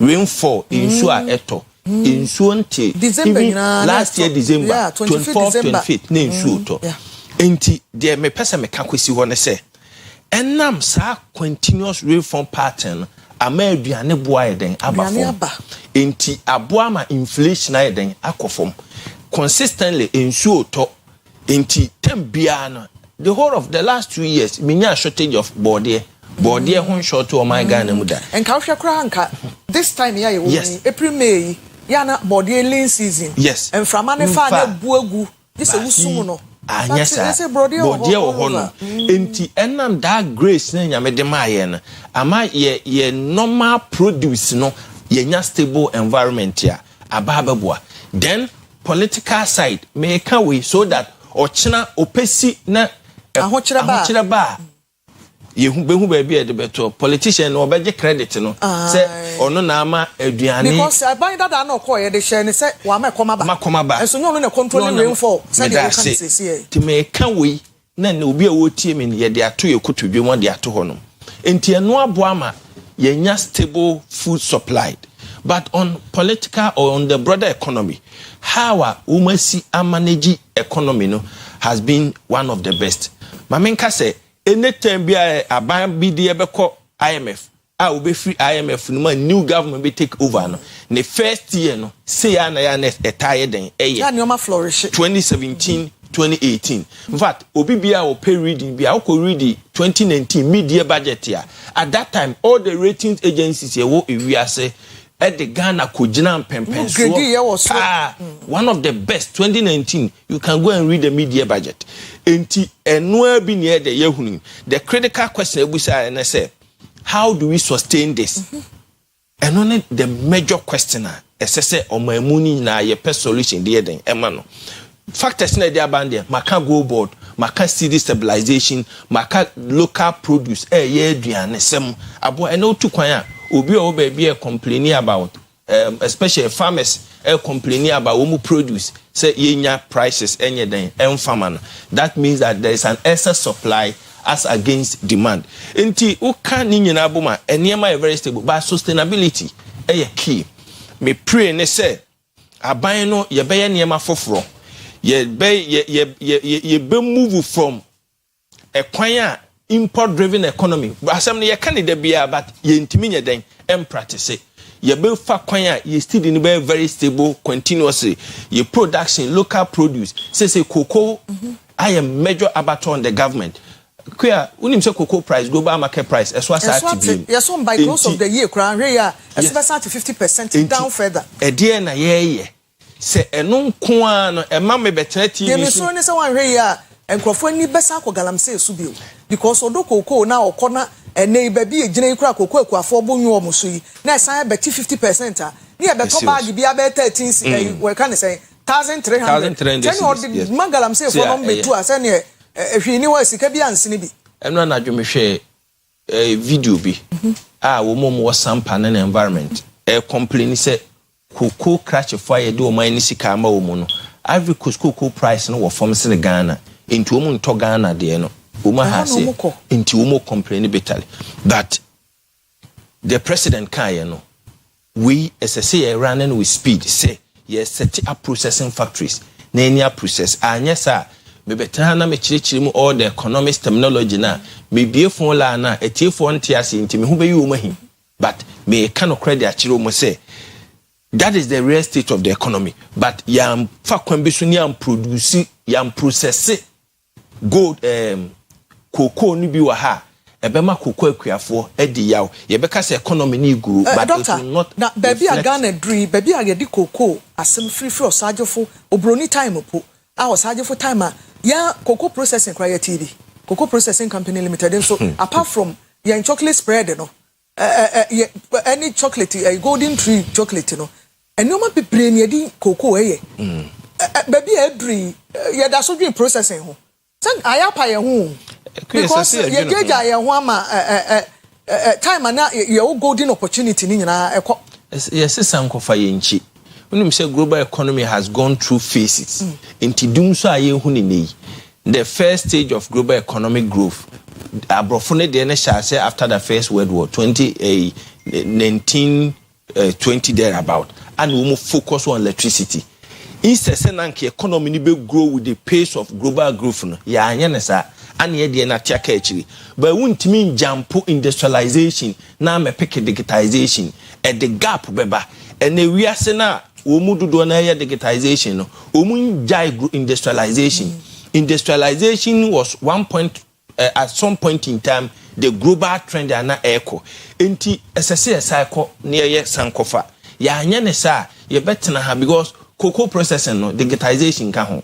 Technology betimi abama the efficiency of processing then abem. But the use of the final produce no untimi fa digitization e substitute no. Because it employs a huge chunk of people here. We free what almost source of revenue. A quite before more fast when you see Kadidi affect you. And I am necessary. I won't even say it's necessary. I be necessary necessity. I mean, can be minimum. Ye po ye po. As I see a near Koyesa near man. Name of mine and fan to my pay. Other than that, the dependence on foreign support and as a foreign countries, you know, a bema gains in a yenyano. And we'll be protecting it there. Yeah, South Africa. Yeah. They are telling us that they should come to our country and fix our own. So whether we like it or not, we must fix the leakages in our cocoa sector and I say the economy. Okay. I was a friend who joining a doctor. Nanu see Dr. Prince Obiri, a boy, a chartered economist and a banker.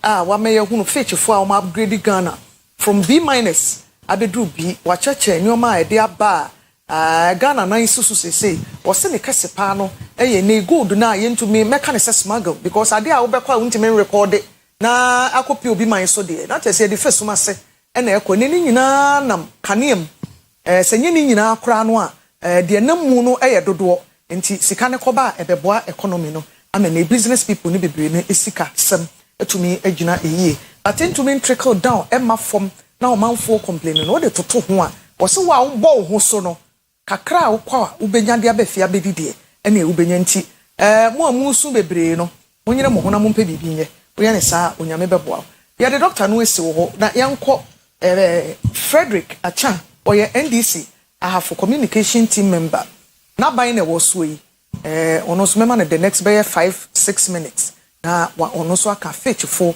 upgrade ya umde amagana Acha ma getting name no correct Acha okay o first time e wo your person ni ene e chia hafufu nyina na yenko ejama ba sentima mu de me fa kwanya yeso na ma chia otumfo se tutu otumfo ye hira no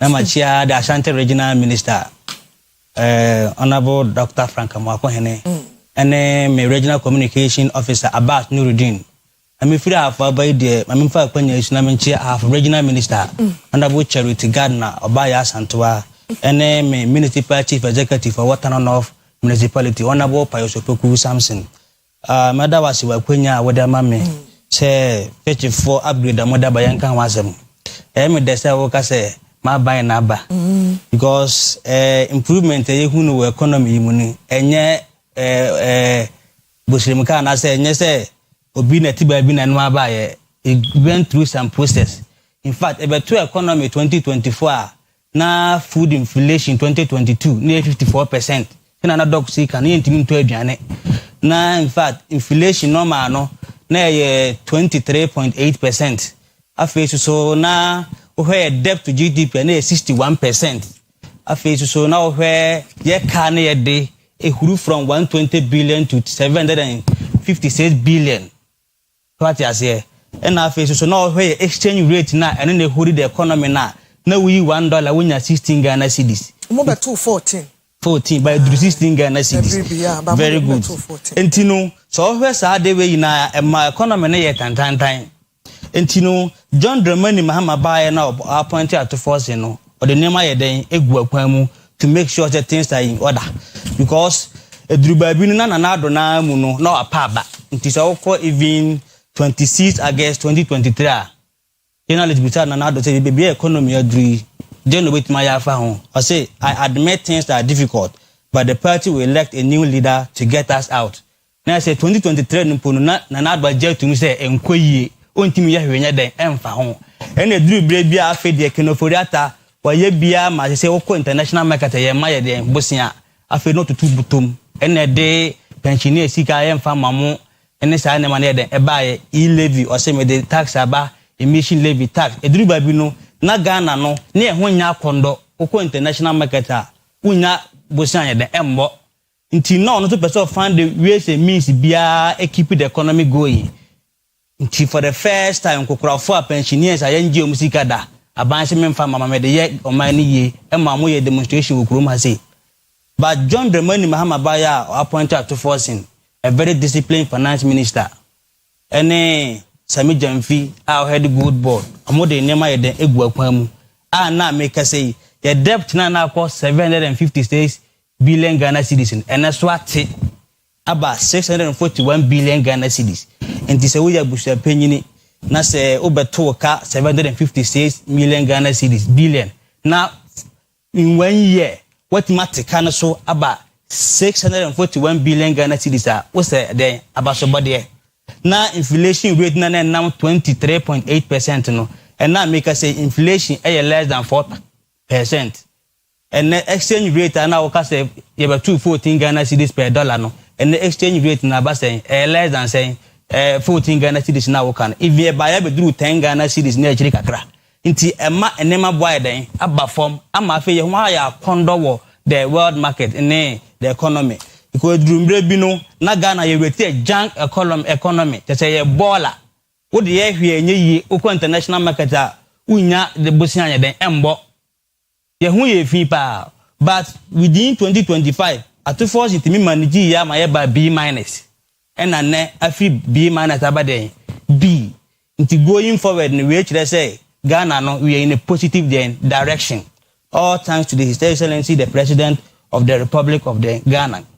Na we na me kan yesa aba na onya hwe so na oguso oye da oye mpuntujuma because it go to a time even MMDC sika was mo de ye mpuntujuma be won se MCB ko kuruma na be oba yie ana se oba yefro by nano with the disciplined finance minister no and MC ba kuruma obekate sword all because yatima manage economy na ma and sika na yedan aba district no mu ama timamufu amto obama John Dramani Mahama na ndisi no omunya so den emfaso enti ye kan kosi nyina na say ayaban no modern bo because say wo the teacher ni bi ma oba so on kire na de na at the end of the day oba no nya di na say wo si teacher ni nya de na fofora ba na say watima manager ma oba no subject kro na wonya di no ene wonya bia hwan na wo say the credit ni ma no the teacher ni na obo ne ho modern no ana abofra na nso very good akwara na aka ho teacher ni bo modern no no ansua very good enti e ba na say na first teacher ne de obo ne ho modern still na akwara na nya di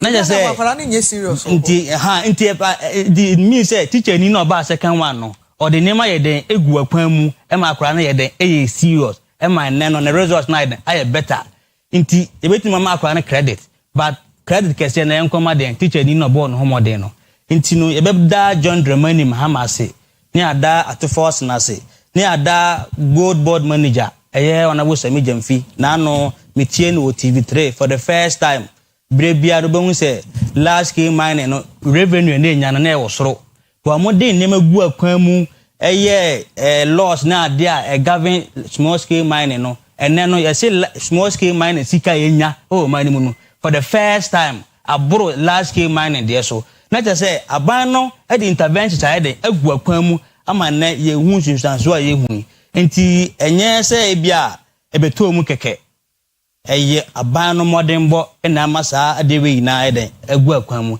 na fetch for no mo ya mu use a KPI key performance indicators inflation exchange rate net debt to GDP ni na no it shows that you perform better than the previous government enti for now na there yemfa abasobode ya den Emma John Dramani Mahama ne the NDC because buy na inflation na nka 23 no is na page am ko 40% a ebia ko mun gina so mai den Emma is a records we ba ban buy your bond home de timidi free 23 e buy ya ma na less than 4% net aban na den aya de abana ba ya na e ka na ye 756 billion ene watima ya ma e ka na so ate 641 billion abana ye den aya de exchange rate na ye 14 Ghana cedi per dollar ene first no say we a businessman na say opa say we dey $10,000 ekwa manone ekofa nema uhia 16,000 Ghana cedis because na exchange rate near $1 per 16 cedis by now sa businessman kro na ohia sa sika ne biom eswate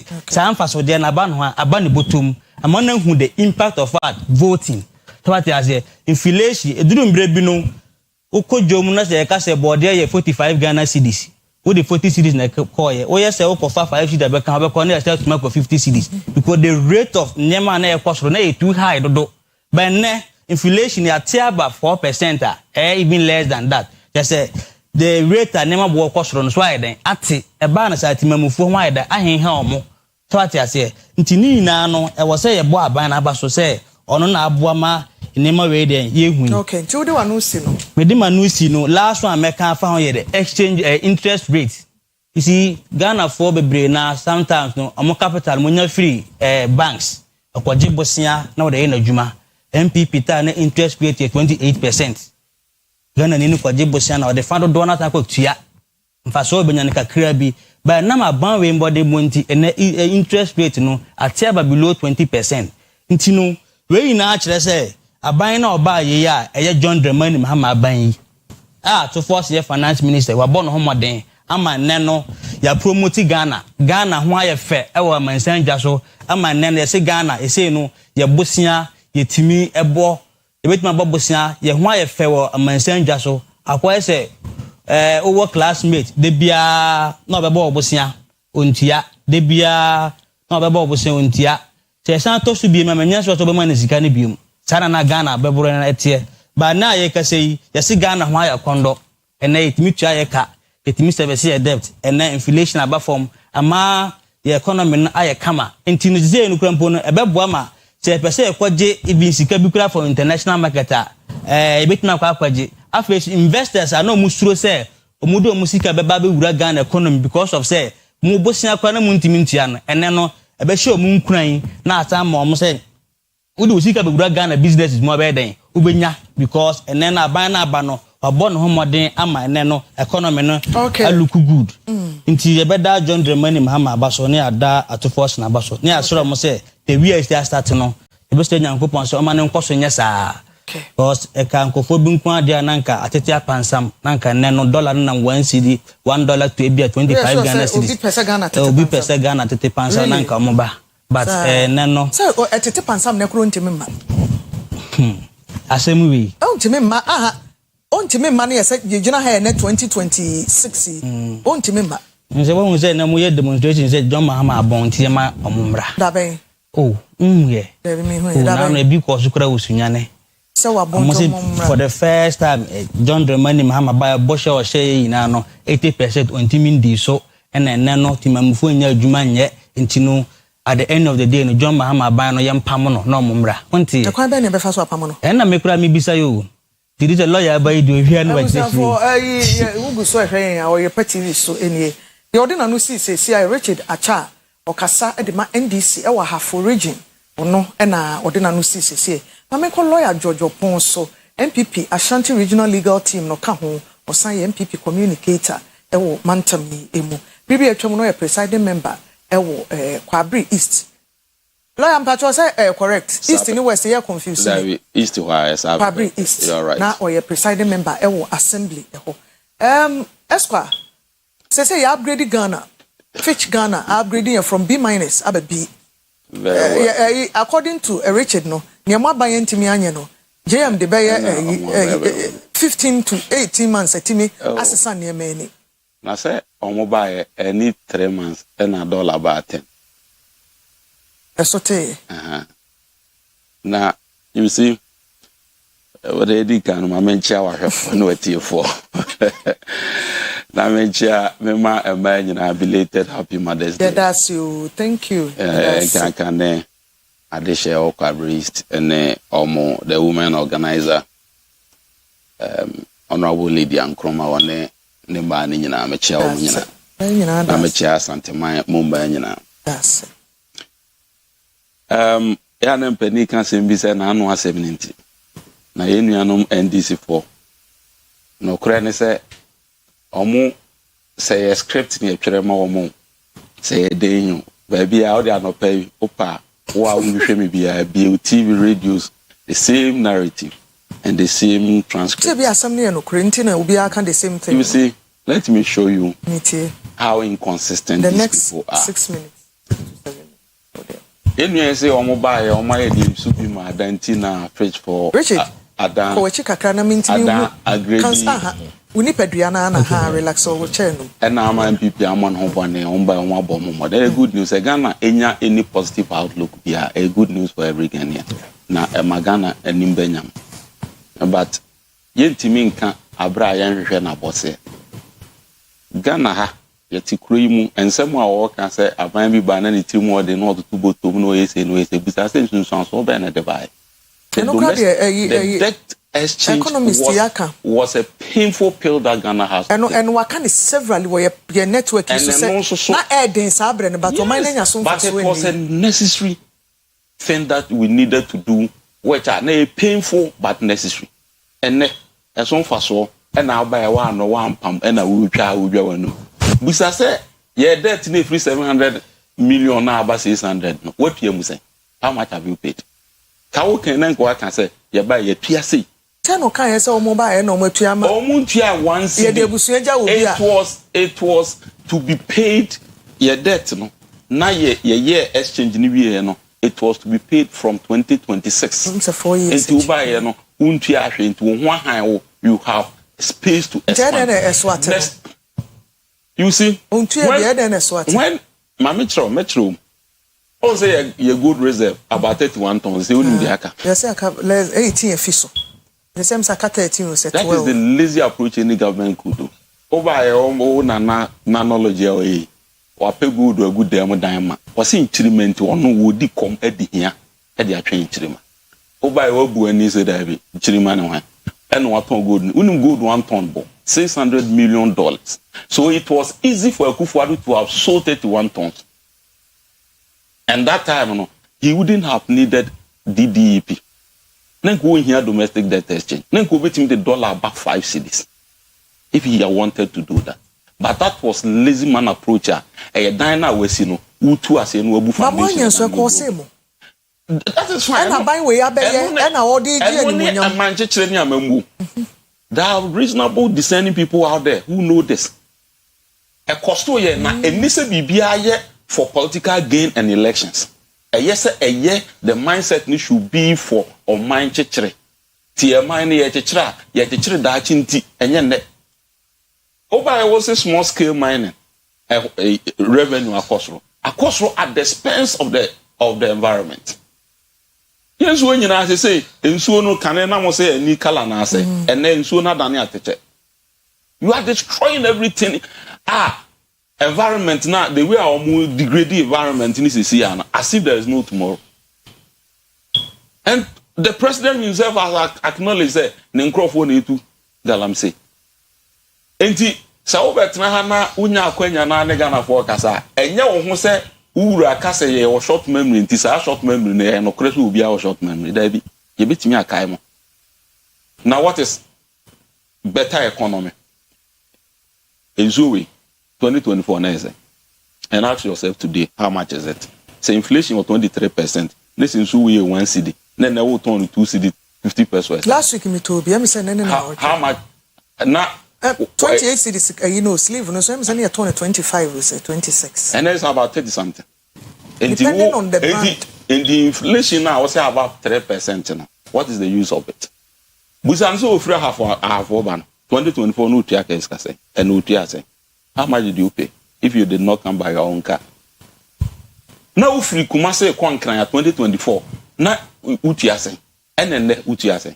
How much was hostel facility in 2024 and how much is hostel facility today?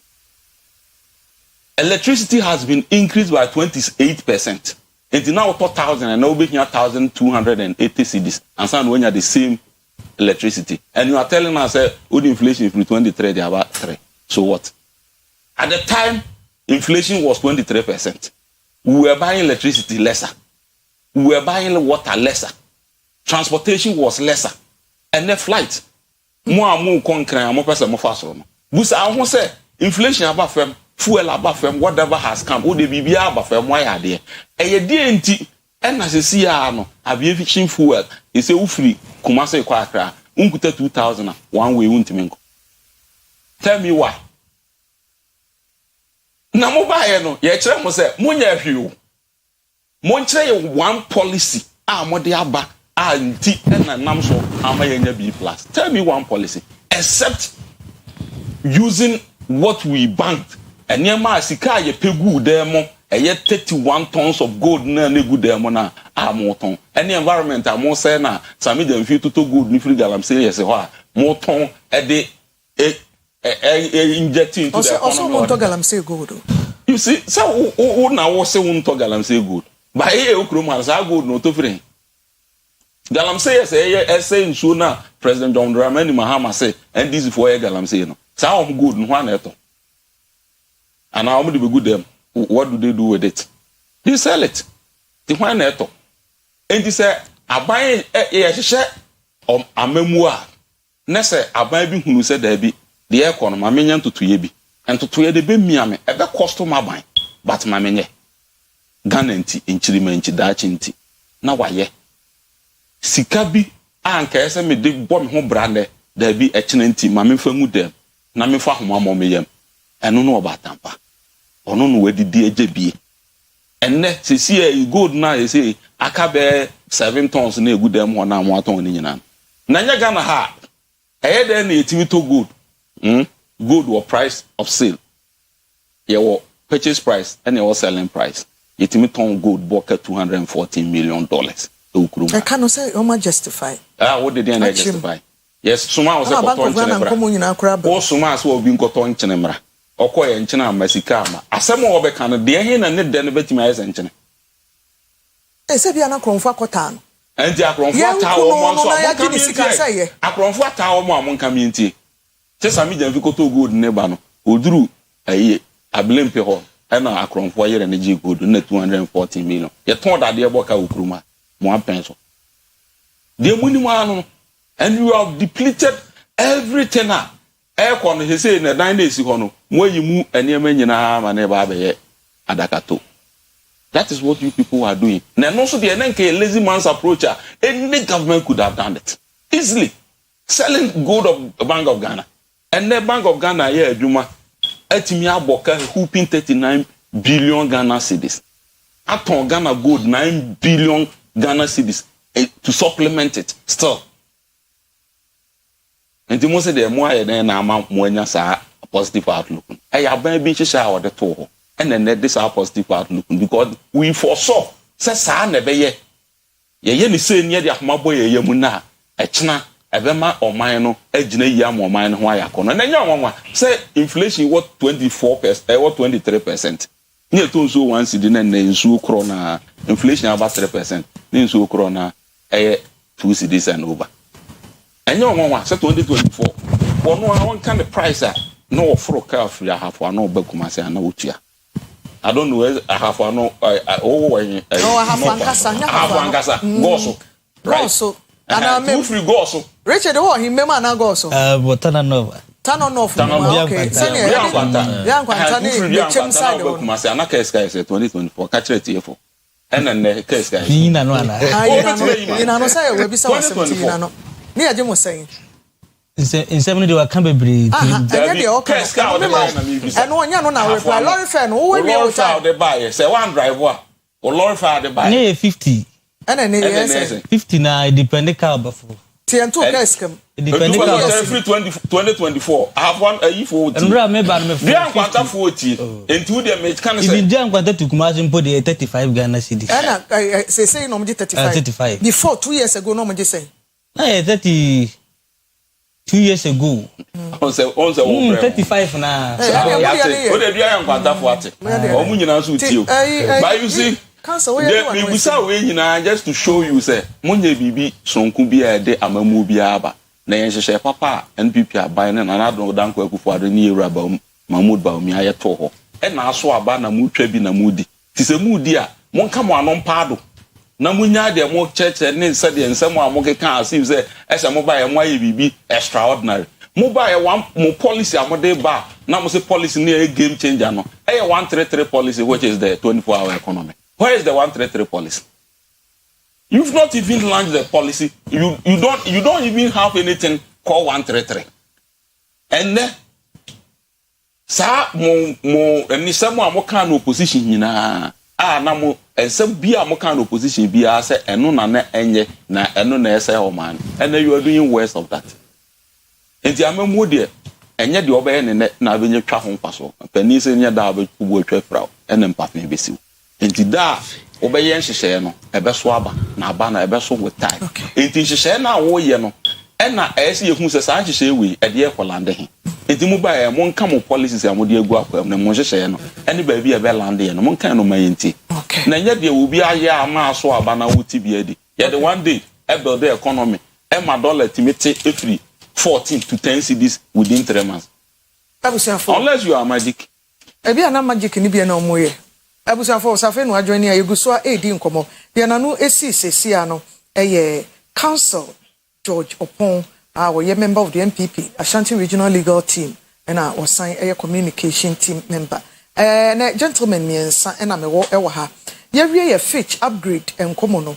Ye ko Raymond Acha any Yoko and Sensem ehu ene minority leader Alexander Kwamina Afanyoma Ken osahen ose o pretty one man institution Raymond Acha and asa wabɔ kahire no watam Yoko no e de esi ne metri so enkomo ne bebre kokokoko e wo political circles no mu a oti se bi se eda oman sis aban besesa pɛ Raymond na nche ne ho da mete mesere sa onche ne ho onya hwea no oche ne ho doctor mami ma be 3 minutes na efate no ne ho very brief Yoko said the ekwi who ne say go for coffee you my so da kolebo Akua yes papa on my way we serious papa na why do you say that o hwe de ebe ya it depend on the be mia no aba abonten abaye dede na mrebi atwam nsem bebre ho a ekọ so ema nipa bebre bu mani go so enti ne instance ebema institutions aye adwuma individuals with powerful backing a manipulate system no Yoko ayo man na hyehyeye afi 1992 constitution tumi edema aban ne bi na ede beto se yemfa economic and organized crime can any serious fraud office yes amfamremo na omunye hwehwe mu na as part of their duties no bibibia omugidi se enkoyi edi oman ne dwirim omuhwehwem edu babia the actors of the institution no anema institution nya problem but the framers of the law na nkomu de omu ani so ade hunu papa ed say ade we akeye eniema we necessary edisi ano kwai unfortunately do stage bia as individuals be ama the sese econo no ye expect say be yes and be masam ne say nobody should run away from accountability and sometimes ubibia editumi ahya wonsa you must be in a position to give an account but the question is the processes na eyeden efaso no I can only plead to the powers that be say they should be very careful sanse mo enya na shase intina me shase me say ye hwe baby yes to abai change abai in the year 2000 there was 2001 there was serious accountability issues. I can sit here and tell you in the year 2009, some way, somehow, because of the nature of Professor Mers, now it was a bit minimal. Because while my point, Masani money be brand then, and 2017, there was also another bit of it. Now 2026, a year after election, we are still talking about it. System, no, we should put system in place such that even who are them, you should be accountable. Not necessarily say this whole hula balu Ramon Acha Nema Uboro Bifi Aquanium. I think that it is not necessary. Baby I kono. The political class must allow the laws of this country to work. But Umu Abema, Umu Krofono. Bibi bia that comes against them, they defend it. Because of political expediency. By globally, so we must be accountable because sometimes ya na ye betena ha ya ye nyina no turu bia na ya adwen se na ye de ho bagim ya ye se o man no unya fa kwambone su fa bibia afiri o man ni mu a wafa na ya odia uwi a de nko an ye be ka because enkosi aga eno ne de mabunu hwehwe ana enti ye ka economics asem na anu na me ka se sika ne ye cha imbalance ebi mu de wo soro because they've able to harness wealth whether genuinely or illegal means obeka onimi nu a wo de camera esimisui ye divide ne de na ne abeka se na economy ntia ne akam na ye se ono so de ye den eye. The issue is that we must prevail ourselves for accountability. The laws of this country must work. The court system especially must work. The judges must be fair. The judicial system must be very transparent. Na yanko yenim nene weiba mabechi wei wachina weiba mabechi wei emran yamane nya adwuma na no menkote eze hanan ye de na court ye jane kwa ni asache kwa. What's the meaning of this? But and some be on the two political parties will defend the situation depending on where they stand. Like I give Semire Uma, who caught 2001, there were a lot of occurrences. Emma Bimo Kodide, Victor Salame, Chachumu, because of the same accountability. 2009, it was a minimum. Professor Mers, Yantibe yeah. Now, Yasa come to it. Masemne say, while they are in office, the system must track them. And then they offer a special prosecutor, the buyer, and doctor said, we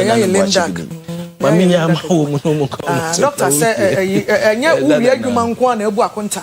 What year, Jumanimano, or see a bisa wakuntabu, now would they ever. Now, Yana diagonetiko say, you read Jumada chair, a kuntabu or wana. Say, Nimnisana, no, a by Timo, then you the right thing. Now, ye baby, you've been so why. Na memo ko ye friend one day krada because only you to answer. Richard, I don't know what buying tata nkrofo. Frederick. Sorry, Frederick. I don't know what buying tata nkrofo and the minority leader kasa say mo ankasa Raymond Church da mention din say o pretty one man show. One man institution. Obi antata obia. Na 3 seconds. Once when you kudro wa ha na kapa true. Any diesel any lot of asem but the bisane say na penso ade de ka koye diesel na te fuel na fuel 1 liter na say na penso na diesel 1 liter say manen kai Ghana for say na 500 manen kai Ghana for ya mamencha ono ne pa chere say na ye 200 cedis kura baby ana lorry fe ni jina na te ba for inflation aba for man no nche say ne mabo drastically no sembra from the rate nema bo kostro no aba from the to subium omo ya dey under their watch and Ghana Bank of Ghana record the highest loss under their watch the highest amu pension na Bank of Ghana bo ka kese pa tata na Dr. Bamudu Baunia the wala Adam Smith no okrum ha na ya kana say ofun so your BMP ofun ase your friend say kojo no wo kwa say na Dr. Gidon Boako no wa ase amanka wasem na lawyer so wa ha ene ya kakro na ebi aba wanka wasem enti say wo pension na Bank of Ghana record the highest loss kind of whether kuma na when the audacity and comment na even lost about look at the positive impact of the economy. Oh, there no your boka no mo de ko jank ball economy and then no say aboka krompana and the B bibia da din timane kan wasem Iroko onze MPP lose 2024 enye nti o mani so tell na no I say die nti no pressure na be see minority MPs no yenye bibi na amo a amudi achi no mu say da ye adwuma okay the minority chief whip MP for Nsawama Dojiri. Anodompre. Okoka say so ye MPP ni na se wo kono so hu se wonyanko MPP ni NDC ni ku a buano na bu NDC ni so what is one asem on camera a leader was ko tufu no de na oka de to subiem se me kaba de to subiem na no nam koku ase se evangelism na no mo ye o se crusade what they say no osan ka say John Dramani Mahama de Ghana sika amani nua so nkoto plane anya no kre but otiminya akukuduro kan the American man go say e ba ne ntro a amo ya number 1 amo ye bibi na wona nka o man to chief whip e ka sia wona nka wo ye minority leader ka won ka bibi I was so ka bibi na nkofo hu say ye MP so mu ye adwuma because Iroko no any individual institution. It was established under the Act of Parliament at 84804. Parliament no free more lawyer ni no. Hono na Iroko ete no.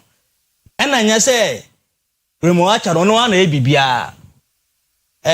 Iroko no was structures. Amu ye den, amu diso, amu investigators wo honom, amu legal officers wo ho. More intelligent analysts were honum and son about attorney general and son judicial oversight. Enti sanko for we na no omuyo madwuma. Enti nye room watch na be investigation no no aye legal officer na adade. Je to so biem Iroko no ye de dwuma dia ye de action nsa dwuma wo so ye de odi say so obi ye money laundering, human trafficking, tax fraud and also corruption and corruption related activities are. Ese Iroko ye den endi hu dwuma nti mi bisa MPP for ne Afenyo Martin say has Iroko violated any of these laws? Charges be na de bo papa no e the charges that hold be se miensa na bo papa no papa de he na okay wahab na mo kana asem former CEO no one is stealing oko section 124 of Ghana Act stealing enye ade aye papa so akobokro no there's punishment for it. 2, you start charging for you can say fraud. And also so no, so call section 179C of the Act 29. Ni na no. Inti charges no mo de bo ni na no. Ewo ade a ewo Ghana constitution say enye. Ena ya che ne so onfambra kwan so. So wie na say hu say asam na de to no nya no kura ni aye den ni eja no. And let us not forget say Nana Dankwa Akufo-Addo kasa asem and Okano say my MPP ni bia enjane mfiri ye kana say accountability ho o say ye di tumi ma wo e ma wonya akukuduro giye eye ho adwuma ende wa wie no e wo say wonya akukuduro e bebu ho akonta Nana the first time appoint over 120 ministers dodo say na achi omo ono afanya na nkasa no ye board chairman ewo ECG ya che no obi afre no nti adenti na ta papa we che no because the hu say nima bia ye dey anko yie ena 2 since attorney general mu wie prosecution wie ye no owo hon kwan say so nya fresh charges etie papa na say na betuma gina so amatimi a charge papa na already draw old one no dey fresh charges na ebo no because under criminal offenses I was say we justify 100%. I was say we justify 100%. Say nipa no so boa we dey born or ye and at the end of the day amon violate any of the laws. Okay. Into munja no munye omadwuma because I work as we and I say work as accountability. Okay. Which is not the best. Okay. In fact, KJTF phase 2 ye nya 58 million Ghana cedis ya. He wait ma to so awie. Ama asante benyam. So at the end of the day no, the man is working. What at the iba me man kasa bim. O kasa dodo. O time no me ma 3 minutes say doctor. And I did 3 minutes ni nyina kan we no so wasa kasa best 6 minutes aka ho. Ni nya time ni bi ma doctor lawyer. Ni be phone lines. Ha ye be phone lines nti. Me pataw so nti misacha me pataw so nti en komo na yo de e ye de aseda ebe ma Pepsodent chako e na Pepsodent herbal toothpaste nso wo se en kan kire mo se busu nyina e chefa e de twitwi ye sisese ye num fluoride ene natural chako lemon mint ne zinc wo sumagum nya asem ketwa ye de green tea nso afra de herbal de no e na herbal extracts enso e ka ho toothpaste wo benya bi ato e wo edwa bia so titu mantam stores nkume wo area no table tops no ni nyina akwa wonsa ebeka bi pebito na Pepsodent de every smile matters true work healthcare so ye kan mo se wani ena yo wisi akai se nipadua no ne kanea ene ani true work vision capsules so wha ebebo asisi wani ye o meal 40 say mema ne duro ema mema no etumi echie good morning ye ma nneoma nyina nso etumi kɔfa yɛ nigye ba fie joint fortis nso wɔ apɔno aposo arthritis ene waposo a ɛrerewo ladies fortis yɛ ma ne nso aduru ya ɛboa ma efichikɔ ɛna afei ma awo ɛho sukoma de wɔn ene de ɛboa ma na kɔno ate akɔ ma ne ba pa active call cleanse ne so ɛwɔ hɔ yɛ no wo nso no ɛna afei wuntini ni nipadua no eklinim bloating yi firi hɔ ayem tim ene de kan ho de wayɛ kɛse aboro so ne duro ene active call cleanse pebito ɛwɔ herbal shop bia mu ɛna pharmacy shops ahodoɔ bebree wɔ Kumase wo pebi etu a 0558 724 302 council unia kwamena oye unia Kumase na meka no so eba amanyosemu de oye panyin wo wanim ai na sema waka se Raymond ye adwuma wa man institution no wonyini se bia ebibi atwamu me de madwen o se na boss se de yi okwa no kra ne yeni mom ne anti o monka but they were working na ono de ase we hwere gine mu no eno na ama we nyina akoba na adwuma yefo no delegate bi ana so se de omo ye no ofo so no aye bia na ebema adwuma na ye yi wo the next 3 minutes sir dia na ohwe se da bia maka tro se da bia emusa na anu asem ohwe ensem a ndc for kind opposition omo de ba aben mo no omo magana fo nyina ate asesa kronfo nko na ewa ban no eno na nam so ma omo koye policy bi efe no ora se operation recover all loot tina omo abo omo adwene mu pose there is some loot going on omo bomb recover into omo ba na omo behu se de na omo adwene ya omo do omo hwehwe no enye sanity. However, they are committed to Ghanaians say ekropo wi there and upon that background no and now omutimi eba abem tie ne kwan bia chenchena achen yaka se be pai no e se epu bi chi no na nka be onwa say what you will be na court you've traveled all this while and when we say your case is scrambling, your case is falling flat in your face. Voice, I'm saying the case is not casing. It's not casing. It is just a any makunya charges for my main kofano mensa and men drop charges in the way na men fa bi meka won ni gina ya share and matter do about but say legally acceptable. See enye bibi acceptable and na permissible emra one coin of two sides ye ni mutimi ye na treatimi ye enu nti na wo mo share your constitution no 1992 constitution e twere article 296 no munim say remu acha beba and on the 296 share was say obi a ebe ma discretion say exercise no don't exercise it capriciously, be candid, be fair, be just. Now o ka kire obi say watch no one man bail 300 million effectively practically you've violated the bail no one can bail no you've rendered it odious because it is practically not possible. So the essence of bail and they say the person will appear when the person is needed and until you was serve even cognizance bail the show say na say o hima de na si do on that na ono kroka so odwane oduro obi ani these are the conditions. It is for the person not to abscond and until na yes will be mere surety and permanent. But okatre will be say one man bail 300 million. Does it really make sense to you yourself? Until remote cha o ni na shoe no ebi no itimi de show na way itimi de show na way na power transcend but very tricky.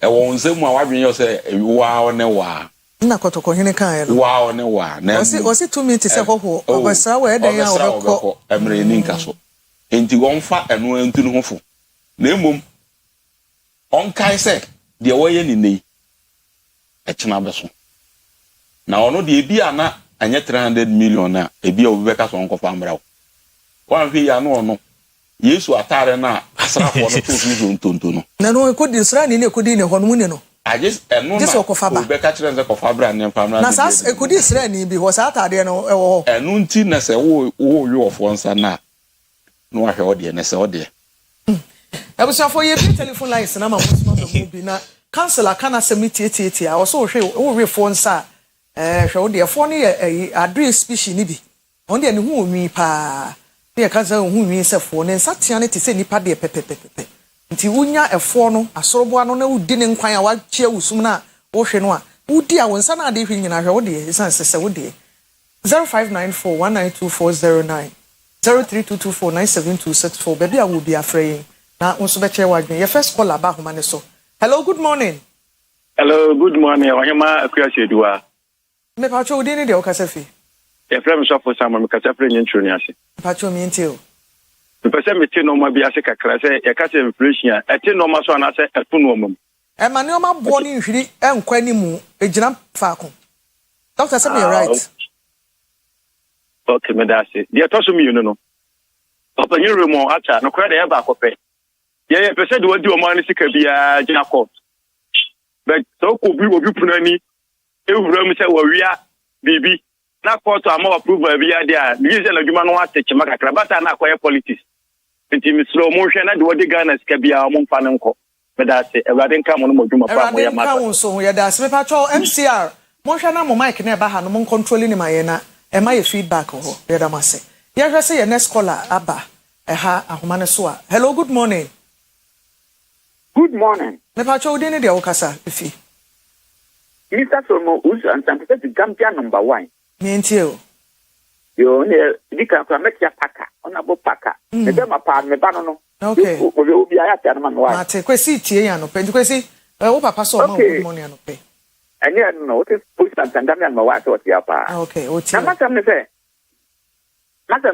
What are you seeing about our prepare wo hu de onka. Oh, tell them I'm calling you by the Samu.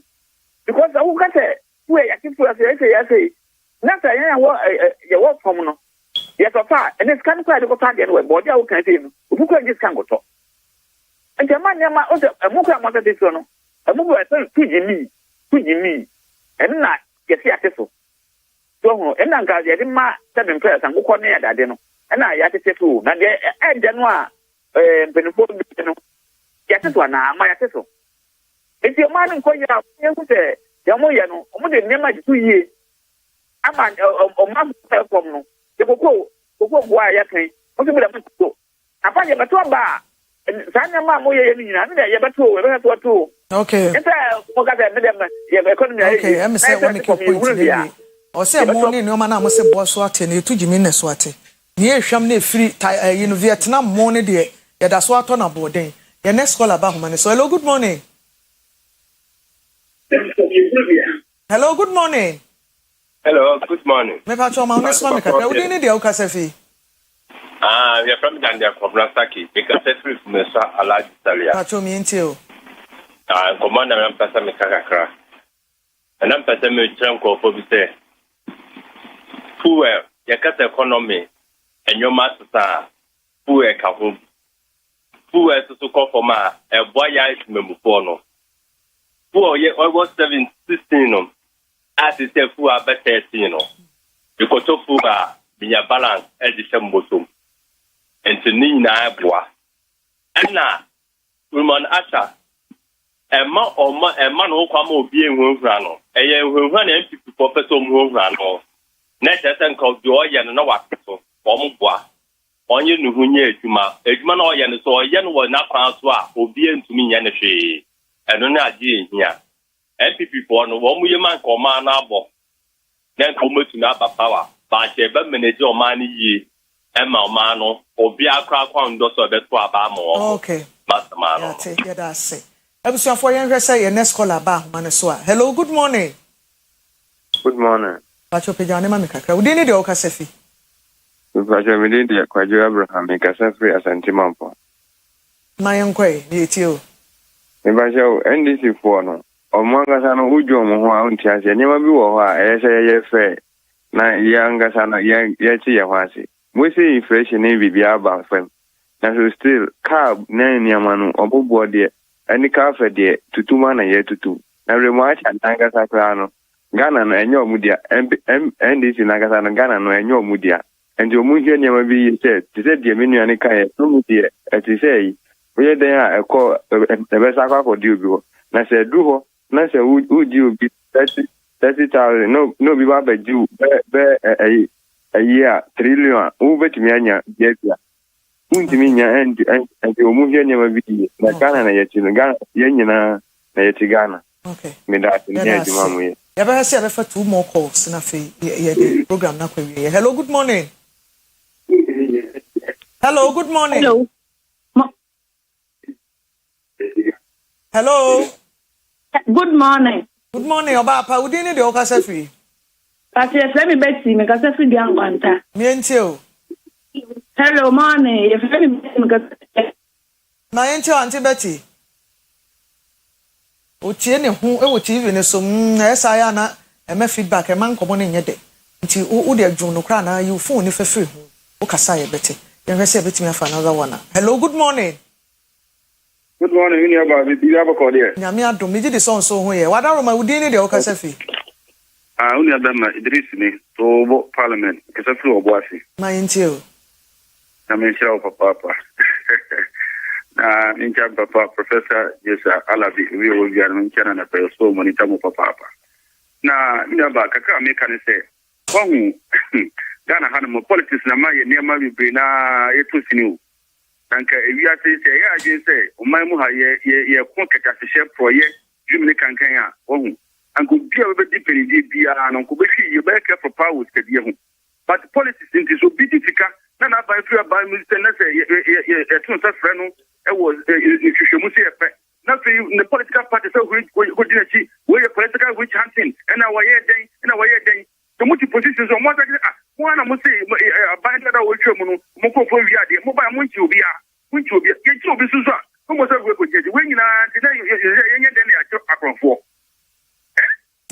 akronfo to bi so no horma ye di we na sada akronfo e nya di po de tani ya ye na e go ko ni ye chi pen e di paper e so e go block kwan but pen for the pen paper de go ko ni ye chi o mo ye no go mo ko na mra no mu ni na next time obi ba bi mu a obehwe okay ya da sem say ntimi fa call bia ebi ye back into the studio na ya ba be pon o se mo amose ye nchi akronfo ye chi o mo so na mo kasa you cancel mo ana mo se yo mu ntimi nchi obi a afi o mo chi so na mo kasa bia nkase o mu ntie ni and this for ntie ni ye obi ankase obi adibone amfa ne nkokọ ana ase mfa ne nyina mra nim ana ase enchi obi wo ho kwan se o chi nipa no na o hwehwe ni nsemu na ade ne kokọ but onim pefe se asem ya wa chi nipa wo ho udru court ye nkase bia mfa ni se de ye nua acha betena ahaya o ka de ope bia apart from the question no e honum na your friend strict proof wasem na wo kan adanse court no e da ho enti onim se na asem ni duru honum the case will not case over there enti ene to me na me wona enka constitution ne se mami nyusu no capriciously no mami mfa patapa na me ama mahunim mfa nyehwe no na emu mfa mrakan so no ene emeyi sa discretion na matete o abonte ansa na me de wa court na court no se me kwa me ni se me nkwaje wo edi me ye den ya na se me yese ene mo akra na mo kan se ye ura Maxwell Kofi Juma because ontimi meet bail condition yeah and I want to Maxwell Kofi Juma ekurum ha Kofi Ghana from Kofor time who doesn't know Kofi Juma where would he abscond and the bail condition na the amana ontimi meet to who is I tete kwa just because na say the case you dey could do quarter na obi a say enade bi na ayira na ya omo auction ya omo pede won bedroom enade no gu ne bedroom enade no egu ne bedroom so it is just a way to torment you say because court no dey okudru honum na oni honum no Kofi Juma will have his day in court so the no court ono nso obeyi ne ho ano ordinary dance ebe ordinary nso beba enti na chese omo a ye dey kan chenche omo bi na besi na ye nte hwe na ye dey omo court won te hwe because omo invite omo bi na ye nte hwe there's no evidence to their claim enti eche wi anu ano enti eche wa ni atete wa enti na obehwe a momfa ofori atamra monkofa ne mra eno bi no peso mo ye no eno bi no peso mo ye no ye Ghana ye mra ma ho kwan utimi try obi in absentia oni ho no timi bo na child na de ko said na mtema kru ya mfana ya ni na sami na absentia ye jeli no ade na wende monko fa ne ma there be mo ano me no so ade na wonko me wo ye metu you see so kai say book no eti ka so we wanu sie no eti de ye kan say obi edi money a emra kwan bi e wo bi e say de ne fa so ne pa fa ne fa so no in doing that you make sure the process is fair. Okay. Doctor saw the man. Okay, we tie. Nka meba handsome about ho. Can we ask him? He has not been fair to Kofi Juma, Honorable Kofi Juma. Why? Oya lawyer wa Ashanti Tamu. Honorable Kofi Juma no free. We did this bail condition no. Any legal na sense pata. You have to go to court, help the man. We are not saying challenge the bail in court. We are not saying it's not legal. Or who can so man be I don't know. But we are saying it's not fair. No, we don't talk about fairness in court. Oh, okay. We talk about camera. No, your camera. So fairness a camera. It is what you say enyembra kwanswa. You go to court and challenge the bail. Okay. It is Honorable Kofi Juma Tiwa na pe do hu ya pa o. So we say bail condition no and same pata and Ghana mbrem na what ha na we defend no. On kan say ni mbrem o, you can say mbrem dey. And they say mbrem dey enja ma Ghana mbra enya adwuma. The law is the law. Doctor, and yen na law no be. Say the stamp person so or say the law is the law. The last 30 seconds how good it is to follow due process. So for economy no and yamapa ebi a show sign mafutu ane say it is up to you to identify the good and opportunities within the system no take advantage of those options no anyene say de be ba betena ha ne aka inflation ne aka yesi na economy ni grow no say de me kan no ebi mu edi ema omani ye den mu omani da ho no omu despite the challenges omu fam enye omu financial freedom. The same thing as what would me and fa hone de aban be ubitimi ayero ho aye adwuma na wanya breakthrough enti yenyere ho na yentwen yenyi adwene mfiri aban sem so bebre no emoaye. Okay. Abusafo na me gentleman miensa na ehia ye lawyer George Pon member MPP legal team e Ashanti region and also MPP communication team member Frederick Acha ono ye NDC half communication team member and Dr. Prince Oyerepa, a chartered economist and a banker. Me did the crazy doa. Yeah, sorry. Ya make way for some time with a champion sports school no. Now the sports are better. So your programs are can you na better so pepe. Nyame ya dom nechna. Na the young kwachen ya besan ya ba na ya be some. Ya the moon you say. Good morning.